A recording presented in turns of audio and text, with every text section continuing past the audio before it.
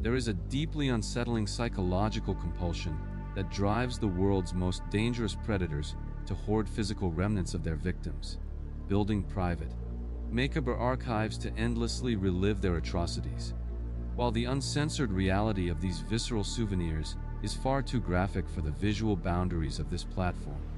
the chilling facts alone are enough to reveal how the very items they kept to immortalize their power ultimately became the undeniable instruments of their destruction.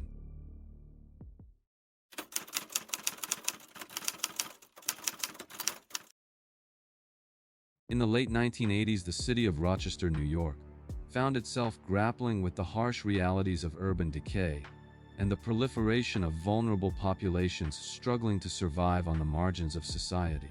Amidst the industrial backdrops and the cold, sweeping winds coming off Lake Ontario, a distinct demographic of women, primarily sex workers and those battling severe substance abuse, navigated a perilous daily existence just to make ends meet. These women were daughters, mothers, and friends who had fallen on incredibly difficult times, living a fragile reality where trust was a rare commodity and danger was an accepted occupational hazard. The streets they walked at night were dimly lit and unforgiving, yet they formed a tight, knit community bound together by shared hardships and the desperate pursuit of basic necessities. Unbeknownst to them, a profound threat had been quietly introduced into their ecosystem when Arthur Shawcross, a previously convicted child killer who had inexplicably been granted an early release from prison, was relocated to their city in a catastrophic failure of the justice system. Moving through the world as an unassuming, heavyset older man who enjoyed fishing and kept mostly to himself, Shawcross completely blended into the mundane fabric of the local working class neighborhoods. He did not possess the terrifying visage of a cinematic monster. Instead, he weaponized his utter banality to approach women who were already deeply accustomed to dealing with unsavory characters. For a significant period, the normal rhythm of the city masked the creeping darkness that was beginning to take hold, as the initial disappearances of these transient women went largely unnoticed or unrecorded by a society that preferred to look the other way. The everyday lives of the citizens continued unabated, with local businesses operating, families going to school, and the river flowing silently through the heart of the town, serving as a silent witness to a burgeoning tragedy. It was within this specific environment of societal neglect and urban anonymity that the perfect hunting ground was established, setting the stage for a prolonged and devastating campaign of violence. The deceptive quiet of the city was violently shattered in March 1988, when the naked, frozen remains of Dorothy Blackburn were discovered discarded in a muddy ditch, marking the terrifying inception of a recognized crisis. Initially, law enforcement treated the grim discovery as a tragic but isolated incident, an unfortunate occupational hazard for a woman living a high-risk lifestyle on the dangerous streets of Rochester. However, this localized assumption rapidly dissolved as more bodies began to emerge from the dense brush and freezing waters of the Genesee River Gorge, a rugged and treacherous geographical feature that cuts directly through the urban landscape. Over the following months, hikers, hunters, and passing motorists repeatedly stumbled upon the horrifying aftermath of a predator's work, finding victims who had been severely mutilated and left exposed to the harsh elements. The sheer brutality of the crime scenes and the undeniable similarities in victimology forced the grim realization that a highly organized and exceptionally vicious serial killer was actively operating within the county lines. Panic systematically gripped the community, completely altering the atmosphere of the city as curfews were self-imposed, deadbolts were engaged, and the local news stations broadcast continuous, terrifying updates regarding the mounting body count. The point of no return had been crossed. This was no longer a collection of missing persons reports to be filed away, but a highly visible, visceral assault on the safety of the entire region. For the women working the streets, the abstract fear of violence materialized into a tangible, stalking phantom, forcing them to memorize license plates and look over their shoulders with every passing vehicle. The once scenic banks of the Genesee River were permanently transformed in the public consciousness from a place of natural beauty into a sprawling, morbid graveyard that held the darkest secrets of a remorseless killer. This undeniable pattern of discovery effectively catalyzed the largest manhunt in the history of New York State, fundamentally shifting the trajectory of local law enforcement from passive policing to desperate, active pursuit. In response to the escalating crisis, local, state, and federal agencies united to form an unprecedented, massive task force dedicated exclusively to unmasking the phantom terrorizing the Genesee River Gorge. The investigative machinery operated at full capacity, processing thousands of tips from a terrified public, conducting countless interviews in the city's red light districts, and tracking down endless false leads that only resulted in profound frustration. Detectives worked grueling, around-the-clock shifts, poring over forensic reports and missing persons files, desperate to find a singular connective thread that might identify the man responsible for the carnage. Recognizing the killer's distinct geographical preference for the riverbanks, law enforcement implemented highly aggressive tactics, including the deployment of state police helicopters equipped with advanced forward-looking infrared technology to scan the gorge under the cover of darkness. Despite these sophisticated technological measures and an overwhelming police presence, the body count stubbornly continued to rise throughout 1989, amplifying the suffocating pressure placed upon the investigators by the media and terrified citizens. The sheer scale of the operation sometimes worked to its detriment, as the massive volume of information threatened to bury critical clues, while the killer seemingly adapted to the police patrols, altering his drop sites just enough to evade detection. Desperation permeated the task force headquarters. Experienced detectives endured profound psychological tolls as they repeatedly attended autopsies and faced the grieving families of victims without any answers to provide. Behavioral science profilers from the FBI were brought in to construct a psychological blueprint of the suspect, yet the phantom remained maddeningly out of reach. Moving invisibly through the city's underbelly, several individuals were investigated and ultimately cleared, representing agonizing dead ends that consumed valuable time and resources while the true predator continued to hunt with an infuriating degree of impunity. The investigation became an exhausting war of attrition, an agonizing waiting game where the police knew they were hunting a monster, but were fundamentally reliant on him making a critical, unforced error in his routine. The agonizing tension finally broke on a bitterly cold afternoon in early January 1990, when the elaborate aerial surveillance strategy yielded a critical anomaly that would blow the case wide open. A police helicopter, conducting a routine patrol over the frozen gorge, spotted a solitary vehicle idling suspiciously on an isolated bridge, right above a stretch of wilderness where bodies had previously been recovered. Ground units were immediately dispatched to intercept, descending upon the location with swift precision to find Arthur Shawcross standing ominously near the riverbank, a man who perfectly matched the FBI profile but appeared otherwise entirely unremarkable. When confronted by the approaching officers, Shawcross offered the transparently weak alibi that he was simply looking for a quiet spot to fish, a claim that starkly contradicted the freezing temperatures and the remote, inaccessible terrain. Recognizing the immense significance of the encounter, investigators brought him in for questioning and rapidly secured comprehensive search warrants for his unassuming vehicle and his heavily cluttered residence.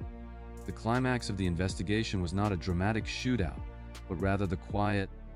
horrifying realization of what detectives uncovered during the meticulous execution of these search warrants. Hidden away within the mundane confines of his living space, law enforcement unearthed the undeniable, physical proof of his monstrous double life, the victims' deeply personal diaries, their identification cards, and articles of their clothing. Shawcross, driven by a dark psychological mandate, could not bring himself to discard these items. He systematically kept them as visceral trophies, allowing him to endlessly replay and relive the moments of absolute dominance he exerted over his victims. These intimately held souvenirs, meticulously hoarded by the killer, transformed instantly from private mementos of suffering into the ironclad evidentiary foundation that would completely shatter his carefully constructed facade of innocence. Confronted with the overwhelming, irrefutable reality of the trophies, he had so carefully preserved, the psychological walls of the stoic fisherman crumbled, leading to a sprawling confession that detailed the brutal realities of the Genesee River murders. The legal proceedings that followed were methodical and unyielding, utilizing the devastating physical evidence recovered from his home to systematically dismantle any defense strategy his legal team attempted to construct. In court, the prosecution presented the diaries and clothing not just as circumstantial links, but as the deliberate, calculated archives of a fully cognizant predator, thoroughly defeating his team's desperate attempt to plead not guilty by reason of insanity. The jury fundamentally rejected the notion that he lacked control, recognizing that the careful preservation of such incriminating trophies demonstrated a chilling level of organization, memory, and malice aforethought. Consequently, Arthur Shawcross was convicted on multiple counts of second-degree murder and sentenced to spend the next 250 years in maximum security lockdown, ensuring he would never again walk the streets of Rochester. He ultimately died in prison in 2008 due to natural causes, living out his final days in complete isolation. Permanently stripped of the power and control he once wielded over the vulnerable women of the River Gorge. For the families of the victims, the conviction provided a stark, factual conclusion to a horrific chapter, though the deep scars inflicted upon the community would linger permanently in the local history. The resolution of the Genesee River killings stands as a definitive testament to the profound vulnerability of serial offenders. The very objects they collect to satisfy their psychological voids are inevitably the instruments of their own judicial destruction. Shawcross's compulsion to possess the memories of his victims fundamentally secured his place behind bars, completely validating the meticulous, evidence-based approach of the detectives who refused to abandon the hunt. The grim reality of this case firmly establishes that physical evidence, no matter how desperately a killer tries to conceal it within their private sanctuary, eventually speaks loudly on behalf of those who were violently silenced. Yet, while Shawcross sought to hide his trophies in the shadows of a frozen, decaying city, other predators operated with a deeply terrifying arrogance in the bright, sunlit world of the public eye, manipulating the very lenses of society to archive their crimes before moving on to their next unsuspecting target.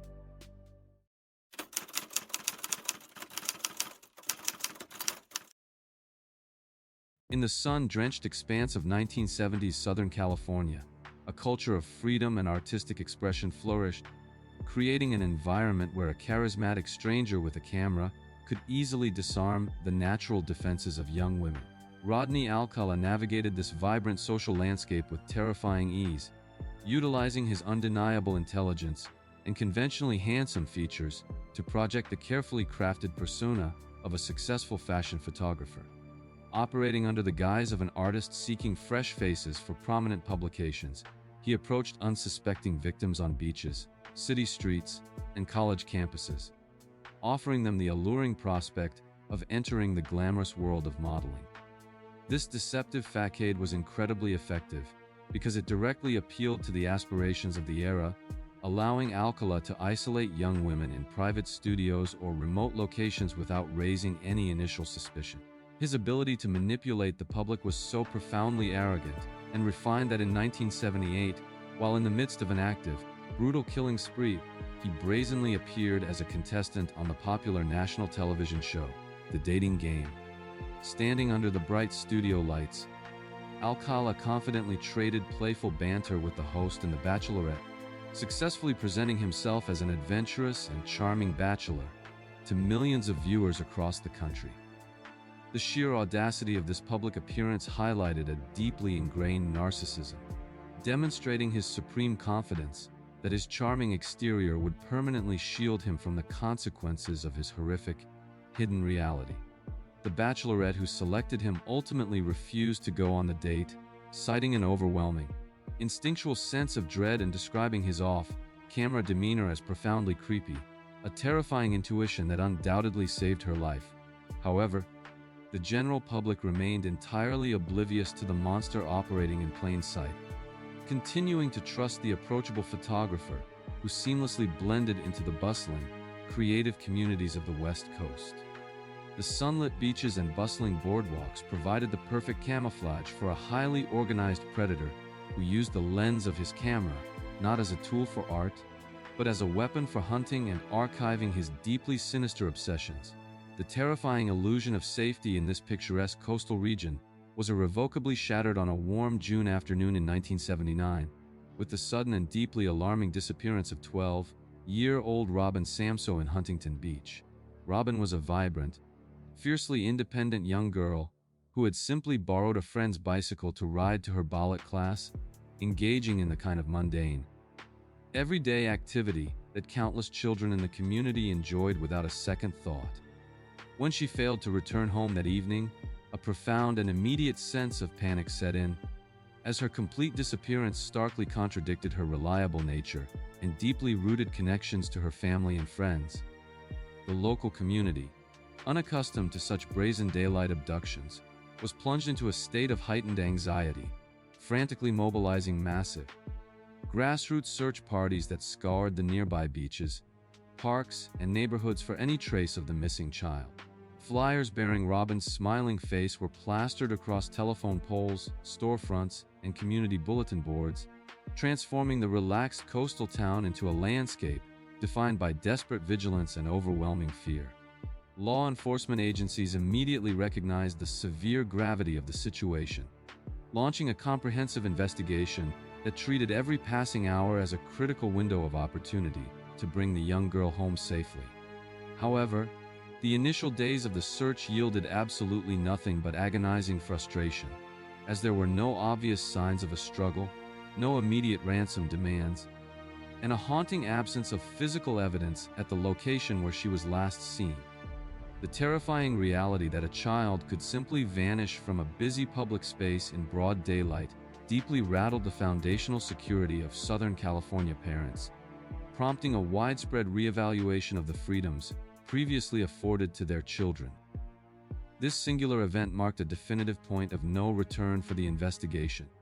shifting the atmosphere from routine police work to an intensely urgent manhunt driven by the horrifying realization that a highly organized predator was actively targeting the most vulnerable members of society. The desperate search for Robin Samsoe became the absolute focal point of regional law enforcement, setting into motion a complex sequence of investigative breakthroughs that would eventually unravel one of the most prolific serial murder cases in American history. The crucial turning point in the harrowing investigation emerged from the diligent memory of Robin's young friend, who provided detectives with a detailed account of a strange man approaching them on the beach shortly before the disappearance. This witness distinctly recalled the man aggressively inquiring if he could take photographs of the girls, an interaction that initially seemed merely annoying but retrospectively possessed a deeply sinister, predatory undertone. Utilizing this critical piece of eyewitness testimony, a skilled police sketch artist worked meticulously to construct a composite drawing of the suspect, translating a child's traumatic memory into a tangible, visual representation of the threat. When this composite sketch was officially released to the public and widely circulated through local media channels, the Huntington Beach Police Department received an influx of tips, but one specific lead fundamentally shifted the trajectory of the case. A vigilant probation officer immediately recognized the distinct facial features and the specific modus operandi involving a camera, definitively identifying the man in the sketch as Rodney Alcala, a registered sex offender with a highly disturbing criminal history. As detectives began to aggressively dig into Alcala's background, they uncovered a sprawling timeline of previously documented violence, including a horrific, near-fatal assault on a young girl in Hollywood years prior that had resulted in a shockingly lenient prison sentence. Armed with his identity, law enforcement initiated an intense multi-state manhunt, coordinating with various agencies as they discovered that Alcala had hastily fled California for the Pacific Northwest in a desperate attempt to evade the tightening dragnet. The investigation transformed into a complex logistical operation,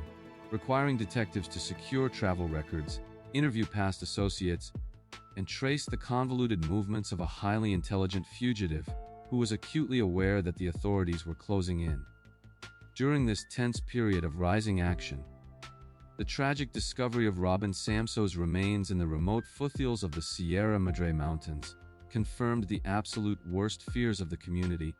further intensifying the pressure on the task force to apprehend the killer. The pursuit eventually led investigators to Seattle, Washington, where careful surveillance and coordinated police work culminated in Alcala's arrest, setting the stage for the execution of search warrants that would reveal the true, unimaginable scope of his depravity. The climax of the sprawling investigation did not occur during the physical apprehension of the suspect, but rather unfolded within the sterile, unassuming confines of a Seattle storage locker rented under Alcala's name. Upon executing a legally secured search warrant for the unit, detectives breached the metal door to discover a highly organized, meticulously curated physical archive of absolute horror that Alcala had built over the course of a decade. Inside, investigators methodically cataloged an astonishing collection of thousands of photographs, capturing hundreds of different young women and girls in various states of undress, completely exposing his systematic use of photography as an instrument of psychological domination. These images were not the portfolios of a working professional, but the highly prized trophies of an apex predator who utilized his camera to capture the specific moments when his victims were isolated, vulnerable, and completely under his control. The sheer volume of the visual evidence was profoundly overwhelming, suggesting a victim count that far exceeded anything law enforcement had initially comprehended, effectively transforming the case from a singular murder investigation into a terrifying, nationwide serial killer inquiry. Among the vast sea of photographic evidence, detectives made the most critical and devastating discovery of the entire case: a small, unassuming pair of gold ball earrings meticulously tucked away within Alcala's personal belongings. These specific earrings were immediately recognized and positively identified by Robin Samsoe's grieving mother as the exact jewelry her daughter had been wearing on the tragic day she disappeared from the Huntington Beach boardwalk. Alcala's absolute refusal to part with these intimately connecting items, his compulsive need to keep a tangible piece of the 12-year-old girl he had brutally murdered, provided the undeniable physical link that directly tied him to the crime. This discovery represented the absolute peak of investigative tension, as the very trophies he hoarded to secretly relish his ultimate power over life and death became the irrefutable, concrete evidence required to secure his permanent destruction. The meticulously maintained storage locker, intended to be his private sanctuary of horrific memories, was instantly transformed into the ultimate crime scene, providing prosecutors with the exact tools needed to dismantle his lifelong facade of innocence. The subsequent legal battle surrounding Rodney Alcala was one of the most prolonged and complex in California history, characterized by multiple trials, overturned convictions, and his deeply unsettling decision to represent himself in court. Armed with the irrefutable physical evidence recovered from the Seattle storage facility, including the damning gold ball earrings, prosecutors were ultimately able to secure multiple convictions for the murder of Robin Samsoe and 4 other women. The thousands of photographs discovered in his possession were subsequently released by law enforcement to the public in a desperate, ongoing effort to identify the countless unknown women whose fates remain tragically unaccounted for to this day. Despite his continuous, arrogant attempts to manipulate the judicial system and intimidate the families of his victims from the defense table, the overwhelming weight of the forensic and photographic evidence resulted in multiple death sentences. He spent decades languishing on death row, his once charismatic facade completely eroding as the undeniable reality of his monstrous actions kept him firmly locked away from the society he had so ruthlessly preyed upon. In July 2021, Alcala died of natural causes in a California prison hospital at the age of 77, permanently taking the full truth of his vast, undocumented crimes to the grave. The permanent closure of his case serves as a deeply disturbing reminder of how easily a predator can hide behind a socially acceptable mask, utilizing their professional pursuits to mask a profound, unyielding sadism. The meticulous archiving of his victims completely shattered the illusion of the charming photographer, proving that the compulsion to collect trophies often overrides a killer's fundamental instinct for self-preservation. Yet, while Alcala utilized the silent, visual medium of photography to archive his dominance, other predators craved a much more direct and terrifying dialogue with the authorities who hunted them. This deeply ingrained arrogance and insatiable need for public recognition would eventually compel a completely different type of monster to emerge from decades of self-imposed silence. Utilizing a completely different kind of record, keeping in the heart of the American Midwest.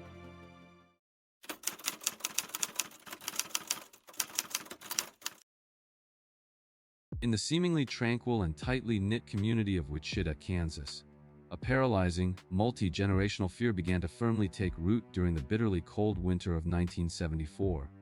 fundamentally altering the psychological landscape of the entire city. The terrifying genesis of this enduring nightmare was the sudden, inexplicable, and brutally systematic annihilation of the Oduro family, who were discovered bound and strangled within the supposed absolute safety of their own suburban home. This horrific crime shattered the foundational illusion of Midwestern security, replacing the quiet comforts of neighborhood life with an oppressive, suffocating atmosphere of dread where every locked door felt hopelessly inadequate against an invisible threat. Citizens rapidly abandoned their trusting nature, rushing to purchase alarm systems, installing heavy deadbolts, and keeping loaded firearms within arm's reach as rumors of a highly organized, sadistic predator began to dominate every local conversation. The killer, who arrogantly bestowed upon himself the moniker BTK, standing for bind, torture, kill, reveled in the immense psychological control he exerted over the terrified populace, feeding off the widespread panic that his meticulously planned atrocities generated. For decades, he operated as an elusive phantom who meticulously stalked his victims, selected them with chilling precision, and left behind crime scenes completely devoid of the forensic errors that typically lead to a swift apprehension. What made the situation exponentially more terrifying was that the monster was not a transient drifter or an obvious outcast, but rather a seemingly mundane pillar of the community who perfectly camouflaged himself within the banality of everyday life. Serving as a local compliance officer, a dedicated Boy Scout leader, and an active, respected member of his church congregation, Dennis Rader completely subverted the traditional profile of a violent psychopath. His ability to seamlessly compartmentalize his existence allowed him to sit in church pews on Sunday mornings and issue local citations during the week, all while secretly harboring the darkest, most depraved violent fantasies imaginable. The profound inability of law enforcement to identify this hidden predator forced the citizens of Wichita to endure a prolonged, agonizing era of suspicion, where anyone from the friendly neighbor to the local postman could potentially be the architect of their collective nightmare. After completely terrorizing the city throughout the 1970s and 1980s, the BTK killer seemingly vanished into the ether, initiating a prolonged, agonizing period of total silence that stretched on for nearly 3 decades and left cold case detectives with nothing but fading memories and deteriorating evidence. As the years turned into decades, the immediate, visceral panic that once gripped Wichita gradually subsided,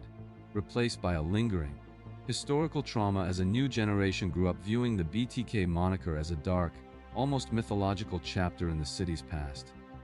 The prevailing theory among law enforcement and criminal psychologists was that the killer had either died, been incarcerated for an unrelated crime, or perhaps simply aged out of the physical capability required to execute such physically demanding murders. This assumption of permanent closure was abruptly and violently shattered in early 2004, catalyzed by a seemingly innocuous retrospective article published in the Wichita Eagle that commemorated the 30th anniversary of the Oduro family murders and dared to suggest that the killer had faded into irrelevance or simply been forgotten. The profound narcissism and deeply ingrained arrogance that had originally driven Rader's compulsion to communicate with the media flared up with an uncontrollable intensity, completely overriding his long-standing successful instinct for self-preservation. Incensed by the implication that his reign of terror was no longer considered a potent threat, Rader felt an overwhelming,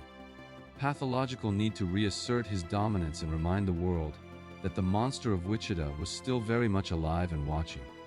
In March of that year,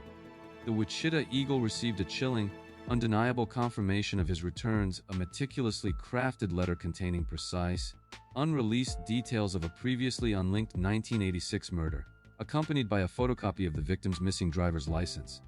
This single, devastating piece of mail instantly reignited the dormant terror within the community, proving definitively that the phantom had not died,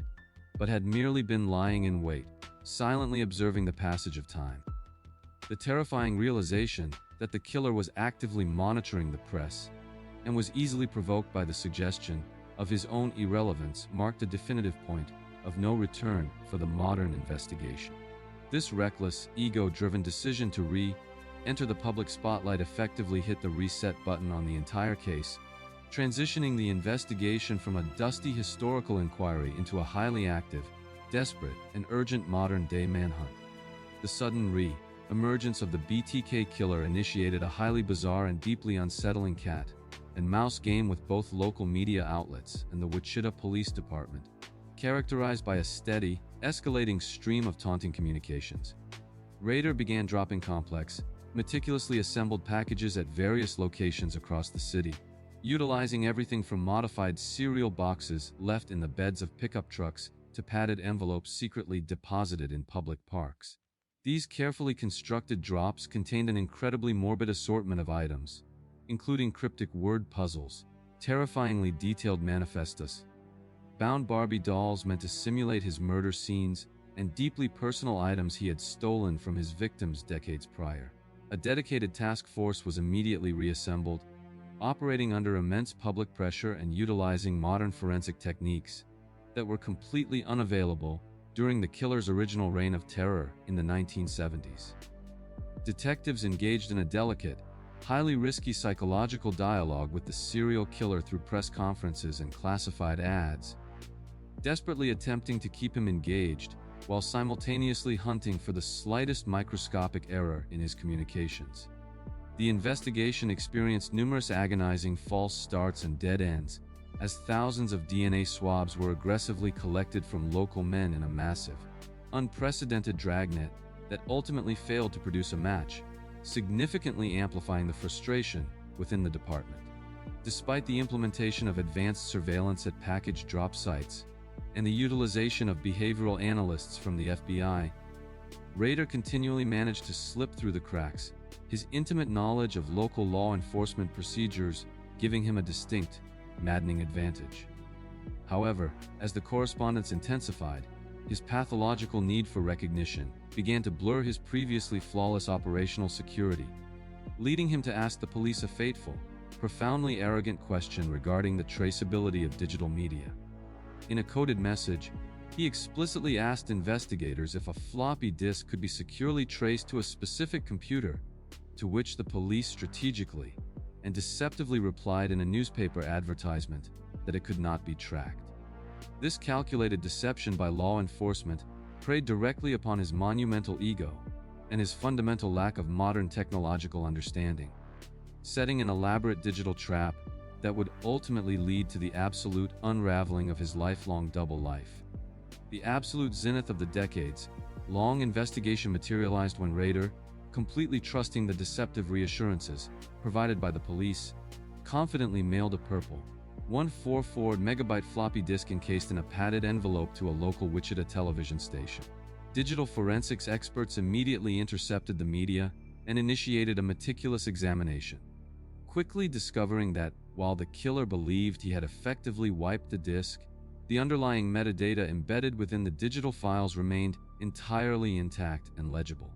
The computer analysts uncovered a recently deleted Microsoft Word document that contained an undeniable electronic fingerprint. The file had been saved by a user named Dennis, and the software was officially registered to the Christ Lutheran Church in Park City. Armed with this incredibly specific, localized digital intelligence, detectives rapidly descended upon the church's leadership structure, swiftly identifying Dennis Raider as the congregation's president and matching his physical address to a Jeep Cherokee that had been captured on surveillance footage near a previous package drop site. The dramatic climax was completely devoid of cinematic violence. Instead, it occurred during a highly coordinated, perfectly executed traffic stop where Rader was quietly pulled over while driving to his home, offering absolutely no physical resistance as the handcuffs were finally secured. Immediately following the arrest, a massive, methodical search warrant was executed on his seemingly normal suburban residence, peeling back the mundane facade to reveal the true, horrifying extent of his depravity hidden within the walls. Investigators systematically unearthed Rader's secret, meticulously organized hidey holes scattered throughout the property, which contained the undeniable physical evidence of his crimes that he had hoarded for decades as deeply cherished trophies. These hidden caches revealed a terrifying archive of horror, including the victim's stolen driver's licenses, personal trinkets, hundreds of disturbing Polaroid photographs documenting his bondage fantasies, and articles of women's underwear that he had taken directly from the crime scenes. The unearthing of these deeply personal, horrific souvenirs completely solidified the case against him, transforming the abstract terror of the BTK moniker into a pathetic, aging man who could no longer hide behind the physical remnants of the lives he had so violently destroyed. This mountain of meticulously preserved evidence fundamentally ensured that he would never again manipulate the public or terrorize the innocent, marking the definitive end of his decades-long psychological warfare. Confronted with the overwhelming, irrefutable reality of the physical trophies and the indisputable digital forensics that linked him directly to the floppy disk, Rader's arrogant facade instantly crumbled, leading to a sprawling, chillingly detached confession. In a crowded courtroom that was gripped by total silence, he methodically recounted the gruesome details of all 10 murders with the sterile, emotionless tone of an auditor reading a financial report, showcasing a profound lack of remorse that deeply disturbed even the most hardened investigators. The meticulous preservation of the victims' driver's licenses and personal effects provided the prosecution with an ironclad evidentiary foundation, completely negating any necessity for a prolonged, agonizing trial that would force the grieving families to endure further emotional trauma. In August 2005, Dennis Rader was officially sentenced to 10 consecutive life terms without the possibility of parole, ensuring that the man who had held an entire city hostage, with fear would spend the remainder of his natural life isolated in a maximum security concrete cell. His capture permanently closed one of the most infamous and frustrating cold cases in the history of American law enforcement, providing a stark, factual resolution to the families who had waited over 30 years for a semblance of justice. The very souvenirs he compulsively hoarded to stroke his monumental ego and privately relive his absolute power over his victims were ultimately the exact instruments utilized by the justice system to secure his total, permanent downfall. The profound shockwaves of his arrest permanently altered the community of Wichita, forcing society to grapple with the terrifying reality that a monster could so successfully mask himself as an ordinary, upstanding citizen, hiding his darkness in plain sight. As Rader was transported to the El Dorado Correctional Facility, the files on the BTK killings were finally stamped closed, marking the definitive end of an era defined by anonymous terror and a community's desperate search for answers. However, while Rader hid his horrific trophies away in the quiet, dusty crawlspaces of a mundane suburban home, another profoundly disturbed individual in a neighboring Midwestern state was operating a much more brazen, localized chamber of horrors. This shift in the narrative takes us from the secretive, long-term stalking of Wichita to the chaotic, densely packed antiquities shop of a man whose gruesome record keeping would shock the hardened investigators of Kansas City to their core.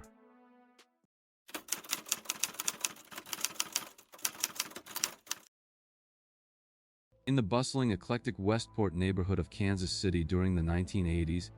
an atmosphere of artistic bohemianism provided the perfect camouflage for an eccentric but seemingly harmless local fixture named Bob Burdella, operating a highly unusual storefront at the local Westport flea market appropriately named Bob's Bizarre Bazaar.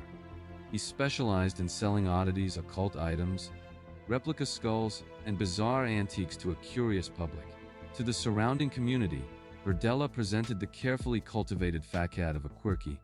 community-oriented citizen who was deeply involved in the local neighborhood watch program and regularly cooked large meals for his neighbors. He was universally viewed as a gentle, albeit strange, intellectual who offered a safe haven and occasional employment to the troubled youths and drifters who frequented the lively arts district. However, beneath this carefully constructed veneer of civic duty and eccentric charm lay a profound, calculating sadism that actively sought out the most vulnerable and marginalized members of society. Berdella specifically targeted young men who were estranged from their families, struggling with substance abuse, or engaging in sex work, correctly calculating that their sudden disappearances would generate minimal immediate concern from local law enforcement. He utilized his disarming demeanor and promises of drugs, shelter, or money to lure these unsuspecting individuals back to his heavily cluttered, imposing residence located at 4315 Charlotte Street. Once the heavy doors of his home closed behind them, the eccentric shopkeeper seamlessly transitioned into an apex predator, transforming his quiet suburban house into an inescapable chamber of unspeakable horrors. The local residents remained entirely oblivious to the atrocities occurring just on the other side of his walls, waving to him as he watered his lawn or loaded his truck for the weekend market. This terrifying dichotomy between the friendly neighborhood merchant and the monstrous torturer operating within the safety of his own home allowed a gruesome, undetected killing spree to continue unchecked for over 3 years. The meticulously maintained illusion of Bob Berdella's mundane suburban existence was violently and irrevocably shattered on the morning of April 4, 1988, plunging the quiet Kansas City neighborhood into a state of absolute shock. The catalyst for this sudden unmasking was the desperate, terrifying escape of 22-year-old Chris Bryson, a victim who had managed to survive a harrowing, week-long ordeal of continuous captivity and horrific abuse. Taking advantage of a rare, brief moment when Berdella had left the residence to open his stall at the flea market, Bryson summoned a massive surge of adrenaline to break a second-story window. Without any hesitation, the deeply traumatized and severely injured young man threw himself from the second floor, plummeting to the ground below while wearing absolutely nothing but a heavy metal dog collar fastened securely around his neck. Bleeding profusely and entirely disoriented by the potent cocktail of animal tranquilizers he had been forcibly injected with, Bryson scrambled across the pavement and frantically threw himself onto a neighbor's front porch, begging desperately for salvation. The startled neighbors, confronted with the incredibly jarring and grotesque sight of a naked, collared man bleeding on their doorstep, immediately contacted local law enforcement, completely unaware of the monstrous reality they had just stumbled upon. When the Kansas City police officers arrived at the chaotic scene, they initially struggled to comprehend the sheer magnitude of Bryson's frantic, disjointed claims regarding a torture dungeon located just across the street. However, the undeniable physical evidence of severe abuse written across his body, combined with the heavy metal collar locked tightly around his throat, forced the authorities to treat his horrifying narrative with immediate and deadly seriousness. This shocking, daylight revelation served as the definitive point of no return, instantly transforming a routine Monday morning into ground zero for one of the most disturbing criminal investigations in the history of Missouri. The desperate leap for survival executed by Chris Bryson effectively stopped a prolific serial killer in his tracks, initiating a rapid sequence of police actions that would expose a deeply terrifying reality to the entire nation. Armed with the harrowing testimony of the surviving victim and a swiftly acquired search warrant, heavily armed law enforcement officers forcefully breached the doors of 4315 Charlotte Street, bracing themselves for a violent confrontation. Upon securing the premises, investigators were immediately overwhelmed not by an armed suspect, but by the oppressive, suffocating atmosphere of a severe hoarder's residence, filled to the ceiling with bizarre antiquities, strange art, and an unimaginable volume of clutter. As crime scene technicians began the arduous task of methodically processing the chaotic environment, the true, deeply sinister nature of Berdella's private sanctuary began to reveal itself piece by horrifying piece. Detectives uncovered a vast array of specialized torture devices, heavily modified electrical cords, and an extensive pharmacy of illicit drugs and potent animal tranquilizers, completely corroborating the terrifying narrative provided by Chris Bryson. The investigation rapidly escalated from a singular, localized kidnapping case into a deeply complex, massive forensic operation. As officers realized they were standing in the precise location where numerous other young men had likely suffered identical fates, law enforcement began frantically cross-referencing the physical evidence found within the home against years of neglected missing persons reports from the Westport area, slowly connecting the dots between Berdella and the men who had seemingly vanished into thin air. The sheer density of the clutter forced the forensic teams to essentially excavate the house, painstakingly sifting through mountains of debris, old newspapers, and strange artifacts in their desperate search for biological evidence or hidden compartments. The rising action of the investigation was characterized by a profound, creeping sense of dread as detectives realized the suspect was not merely a violent kidnapper, but a highly organized, completely depraved serial murderer operating with absolute impunity. Panic began to ripple through the local community as news vans descended upon the previously quiet street, broadcasting the grim reality that the friendly neighborhood merchant was actively being investigated for multiple counts of horrific violence. The intensive, agonizing search of the property continued for days, driven by the absolute certainty among investigators that the house held the final, irrefutable answers regarding the ultimate fate of the missing men. The absolute climax of the exhaustive search, and the defining moment that fundamentally secured the prosecution's case, occurred when investigators unearthed Berdella's incredibly extensive and meticulously organized physical archive of absolute horror. Hidden amidst the overwhelming clutter, detectives discovered a staggering collection of over 200 Polaroid photographs that graphically chronicled the prolonged torture, degradation, and eventual deaths of at least 6 different victims. These incredibly disturbing images were not merely disorganized souvenirs, they were paired seamlessly with deeply detailed, handwritten logs that documented his atrocities with the cold, clinical precision of a deranged medical researcher. Berdella compulsively recorded the exact dosages of animal tranquilizers he administered, the specific torture methods he utilized,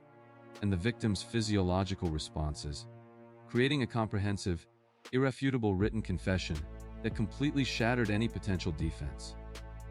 Alongside these horrific photographic and written records, forensic teams ultimately recovered 2 human skulls buried in the backyard,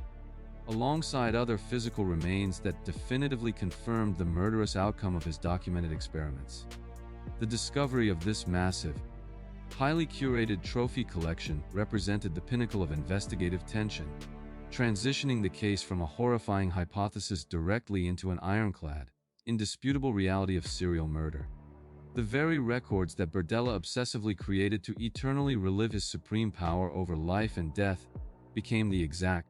devastating evidence that permanently guaranteed his complete removal from civilized society. Prosecutors recognized immediately that the meticulous, highly organized nature of these logs and photographs completely negated any potential argument of temporary insanity or a lack of premeditation, proving he was a fully cognizant, calculating predator. The absolute horror contained within those Polaroid frames profoundly impacted the veteran detectives assigned to the case, leaving deep, permanent psychological scars on the men and women who were forced to catalog the visual evidence of his depravity. The hidden stash of trophies, intended to be his private, everlasting sanctuary of darkness, fundamentally served as the definitive instrument of his total destruction, exposing his monstrous reality to the uncompromising light of justice. Faced with the overwhelming, inescapable weight of his own meticulous photographic evidence and deeply incriminating handwritten journals, Bob Berdella recognized that a trial would only ensure his execution and subsequently agreed to a comprehensive plea deal. In exchange for avoiding the death penalty, he pleaded guilty to first-degree murder, providing authorities with a chilling, highly detailed confession where he casually admitted to dismembering his victims and disposing of their remains in the municipal trash collection. The sheer, banal cruelty of his disposal methods deeply sickened the Kansas City community, realizing that the horrific remnants of his victims had simply been hauled away to local landfills along with the neighborhood's weekly garbage. Consequently, he was sentenced to life in prison without the possibility of parole, permanently locking the so-called Kansas City Butcher away behind the high concrete walls of the Missouri State Penitentiary, entirely stripped of the control he so desperately craved. The complete resolution of his legal proceedings provided a stark, factual endpoint to his reign of terror, though the profound trauma inflicted upon the victims' families and the local community would remain a permanent, open wound. Berdella's time in incarceration was notably brief. In October 1992, he suffered a massive fatal heart attack in his cell, bringing an abrupt, natural end to the life of a man who had completely disregarded the sanctity of human existence. The case remains a terrifying textbook example of how a deeply sadistic predator can utilize the camouflage of eccentricity and public service to mask a hidden, fully operational chamber of horrors right in the middle of an American suburb. The trophies he collected fundamentally doomed him, proving once again that a serial killer's pathological need to physically archive their dominance is almost always the key to their eventual, inescapable downfall. Yet, while Berdella operated in the chaotic, cluttered shadows of his own private residence, other predators utilized a completely different strategy, hiding their darkness behind a massive physical presence and an incredibly high intellect. This stark evolution in predatory tactics necessitates a profound shift in focus, moving from the filthy, chaotic dungeon in Kansas City to the psychological complexities of a highly articulate giant who brazenly drank in local bars alongside the very homicide detectives who were actively hunting him.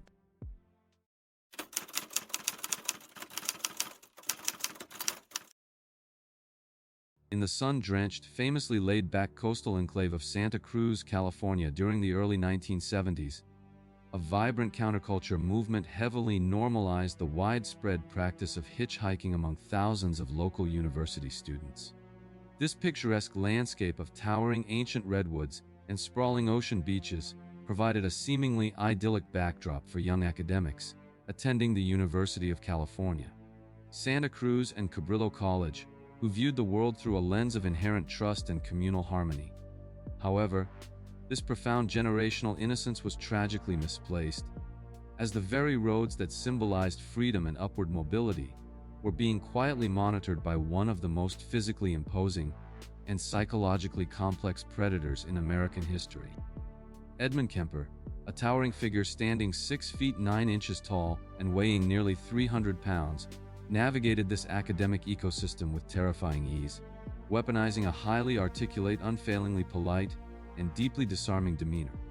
Despite possessing an incredibly high intelligence quotient and presenting himself as a gentle, bureaucratic employee of the State Highway Department, Kemper harbored a completely sealed juvenile criminal record that documented the cold-blooded murder of his own grandparents when he was just 15 years old. The state of California, completely convinced of his rehabilitation through psychiatric intervention, had released him back into society without any ongoing oversight, allowing him to seamlessly integrate into the very community he was actively fantasizing about destroying. He frequently drove a recognizable vehicle adorned with a legitimate university parking sticker, a subtle but incredibly effective prop that instantly bypassed the natural defensive instincts of the young women he approached on the busy shoulders of the highway. To the casual observer, he was merely a friendly, verbose giant who eagerly offered safe passage to students waiting for a ride, projecting an aura of absolute security that completely masked his deeply sadistic internal reality. This devastatingly effective camouflage allowed him to operate in plain sight, exploiting the trusting nature of a generation that had absolutely no conceptual framework for the highly organized, methodical evil that was sitting right behind the steering wheel. The fundamental tragedy of this era was firmly rooted in this localized blindness, a collective inability to perceive that a profoundly articulate,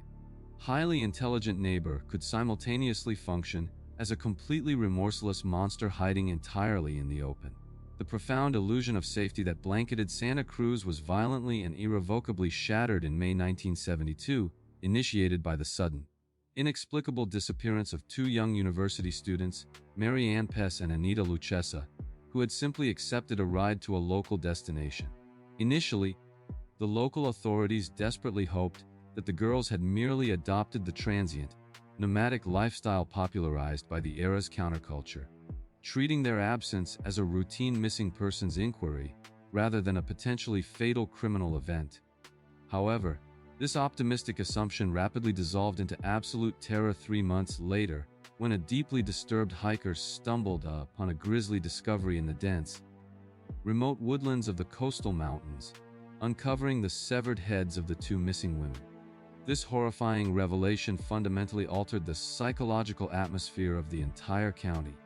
forcefully transitioning the region from a peaceful academic haven into a landscape paralyzed by paranoia, profound suspicion, and a sudden, acute awareness of extreme danger.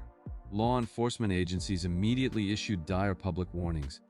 desperately pleading with the massive student population to entirely cease the deeply ingrained habit of hitchhiking. Yet the sheer logistical reliance on this mode of transportation meant that many young women continued to take the terrible risk. Kemper, completely emboldened by the sheer magnitude of the panic he had successfully generated, and his ability to easily bypass the heightened public awareness, escalated his violent campaign, meticulously hunting down and murdering a series of other co-eds over the following months. He specifically utilized his imposing physical size to instantly overpower his victims the moment the heavy vehicle doors were locked, transforming the claustrophobic confines of his car into an inescapable, mobile chamber of horrors before transporting them to deeply isolated rural locations. The discovery of each subsequent victim sent devastating shockwaves through the community, cementing the terrifying reality that a highly organized, completely ruthless predator was actively targeting the brightest and most vulnerable members of their society. The sheer audacity of his ongoing crimes, executed under the intense glare of a highly mobilized police presence and a terrified public, marked a definitive point of no return for the struggling investigators, who found themselves constantly several steps behind an invisible enemy. This continuous,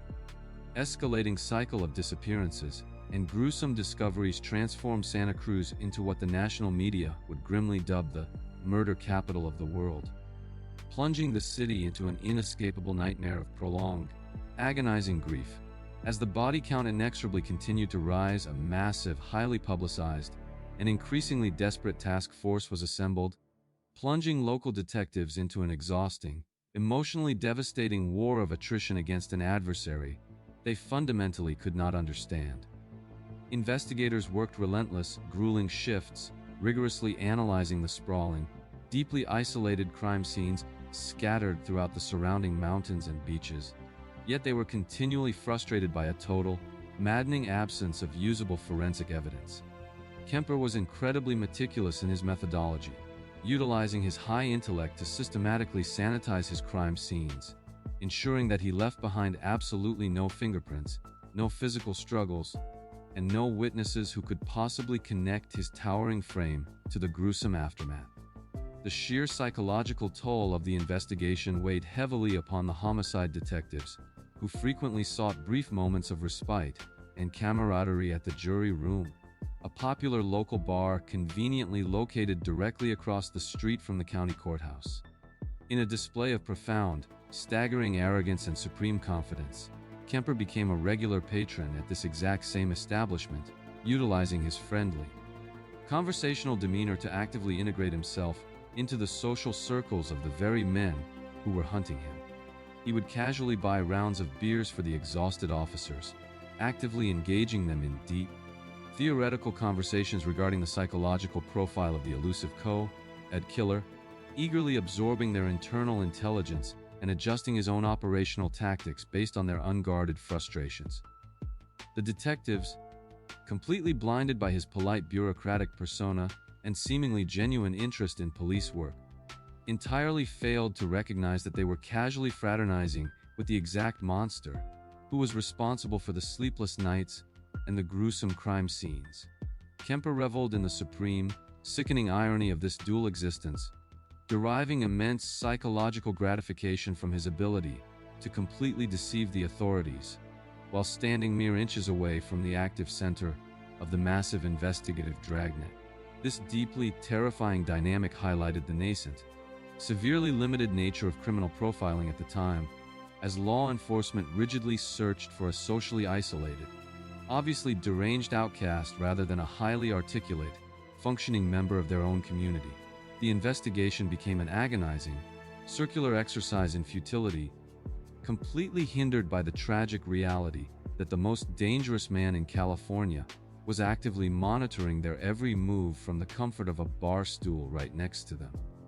The absolute devastating climax of this horrific saga did not emerge from a brilliant deductive breakthrough by the frustrated task force, but rather exploded from the deeply toxic, foundational relationship that ultimately defined Kemper's profound psychological ruin. In April 1973, driven by a lifetime of intense, simmering hatred and severe emotional abuse, Kemper directed his monstrous rage toward his own mother, Clarnell Strandberg,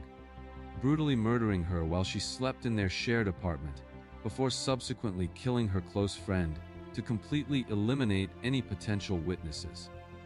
Anticipating a massive, immediate law enforcement response given his mother's prominent social connections, Kemper hastily fled the state, embarking on a frantic, cross-country drive toward the Rocky Mountains of Colorado while listening obsessively to the radio for news of his inevitable discovery. However, after several days of exhausting travel, a deeply unsettling realization completely shattered his monumental ego. The authorities in Santa Cruz had not even noticed that his mother was missing, leaving him entirely unpursued and completely ignored by the very system he had spent years attempting to outsmart. Robbed of the dramatic, nationwide manhunt he felt his intelligence absolutely demanded, Kemper pulled his vehicle into a dusty gas station in Pueblo, Colorado, stepped into a public phone booth, and dialed the Santa Cruz Police Department to unilaterally dictate the end of his own reign of terror. The detectives on the receiving end of the line initially dismissed his detailed confession as a sick, elaborate prank, fundamentally unable to reconcile the horrific narrative of the co-ed killer with the polite, gentle giant they regularly shared drinks with at the local bar. It was only when Kemper furiously demanded that they dispatch officers to his specific apartment address that the devastating truth was finally and violently confirmed, leading investigators into a profoundly disturbing environment that completely shattered his carefully constructed facade. Inside his residence, law enforcement uncovered the absolute, undeniable physical proof of his monstrous double life, including the gruesome, dismembered remains of his recent victims and an extensive collection of Polaroid photographs documenting his atrocities. He had meticulously kept severed heads and victims' vocal cords hidden away, maintaining these horrific biological trophies to endlessly relive his total, godlike dominance over the women who had previously intimidated him in life. The sudden, unforced surrender of the co-ed killer, fundamentally driven by his desperate need for ultimate recognition, rather than any fear of imminent capture, provided the shocking, definitive resolution to a case that had completely paralyzed the California coast. The subsequent legal proceedings were shockingly brief and completely devoid of the prolonged, dramatic courtroom battles that typically accompany serial murder trials, primarily because Kemper actively sought his own absolute destruction and refused to mount a traditional defense. He entirely waived his constitutional rights, fully cooperated with the prosecuting attorneys, and aggressively demanded that the jury sentence him to death by lethal gas, openly stating that a monster of his magnitude simply did not deserve to draw another breath. However, because the Supreme Court had temporarily suspended capital punishment during that specific historical window, he was ultimately sentenced to 8 concurrent life terms in a maximum security state prison, permanently neutralizing the massive physical threat he posed to society. In the decades that followed his incarceration, Kemper transitioned from a feared predator to a highly cooperative subject of intense academic study, granting hundreds of hours of detailed interviews to the pioneering behavioral science agents of the Federal Bureau of Investigation. His profound intelligence and alarming capacity for articulate introspection provided federal profilers with an unprecedented, foundational understanding of the complex psychological mechanisms, deep-seated resentments, and intricate organizational strategies that actively drive serial offenders. The meticulous, horrifying trophies he possessed at the time of his arrest ultimately served as the indisputable, final confirmation of his utter depravity, entirely validating the reality that intelligent predators use physical evidence to mentally anchor themselves to their moments of supreme power. He remains entirely segregated from the general public within the heavily fortified walls of the California Medical Facility, a towering, aging relic of a bygone era who will undoubtedly die within the confines of his secure concrete cell. His deeply disturbing legacy permanently altered the defensive posture of young women across the nation, effectively obliterating the innocent, trusting nature of the hitchhiking culture that had once defined the sunlit highways of the American West. Yet, while Kemper utilized his immense size and polite intellect to manipulate the sunny, populated coastal roads of California, another predator recognized that true isolation required a far more extreme and unforgiving geographical canvas. This chilling realization completely shifts our focus away from the academic institutions of Santa Cruz and directs it toward the freezing, brutally isolated wilderness of Alaska, where a highly respected community baker utilized his private aircraft to literally hunt human beings for sport.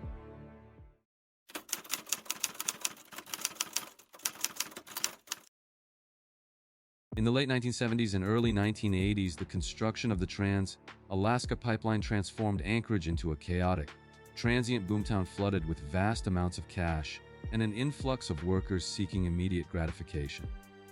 This sudden economic explosion created a thriving,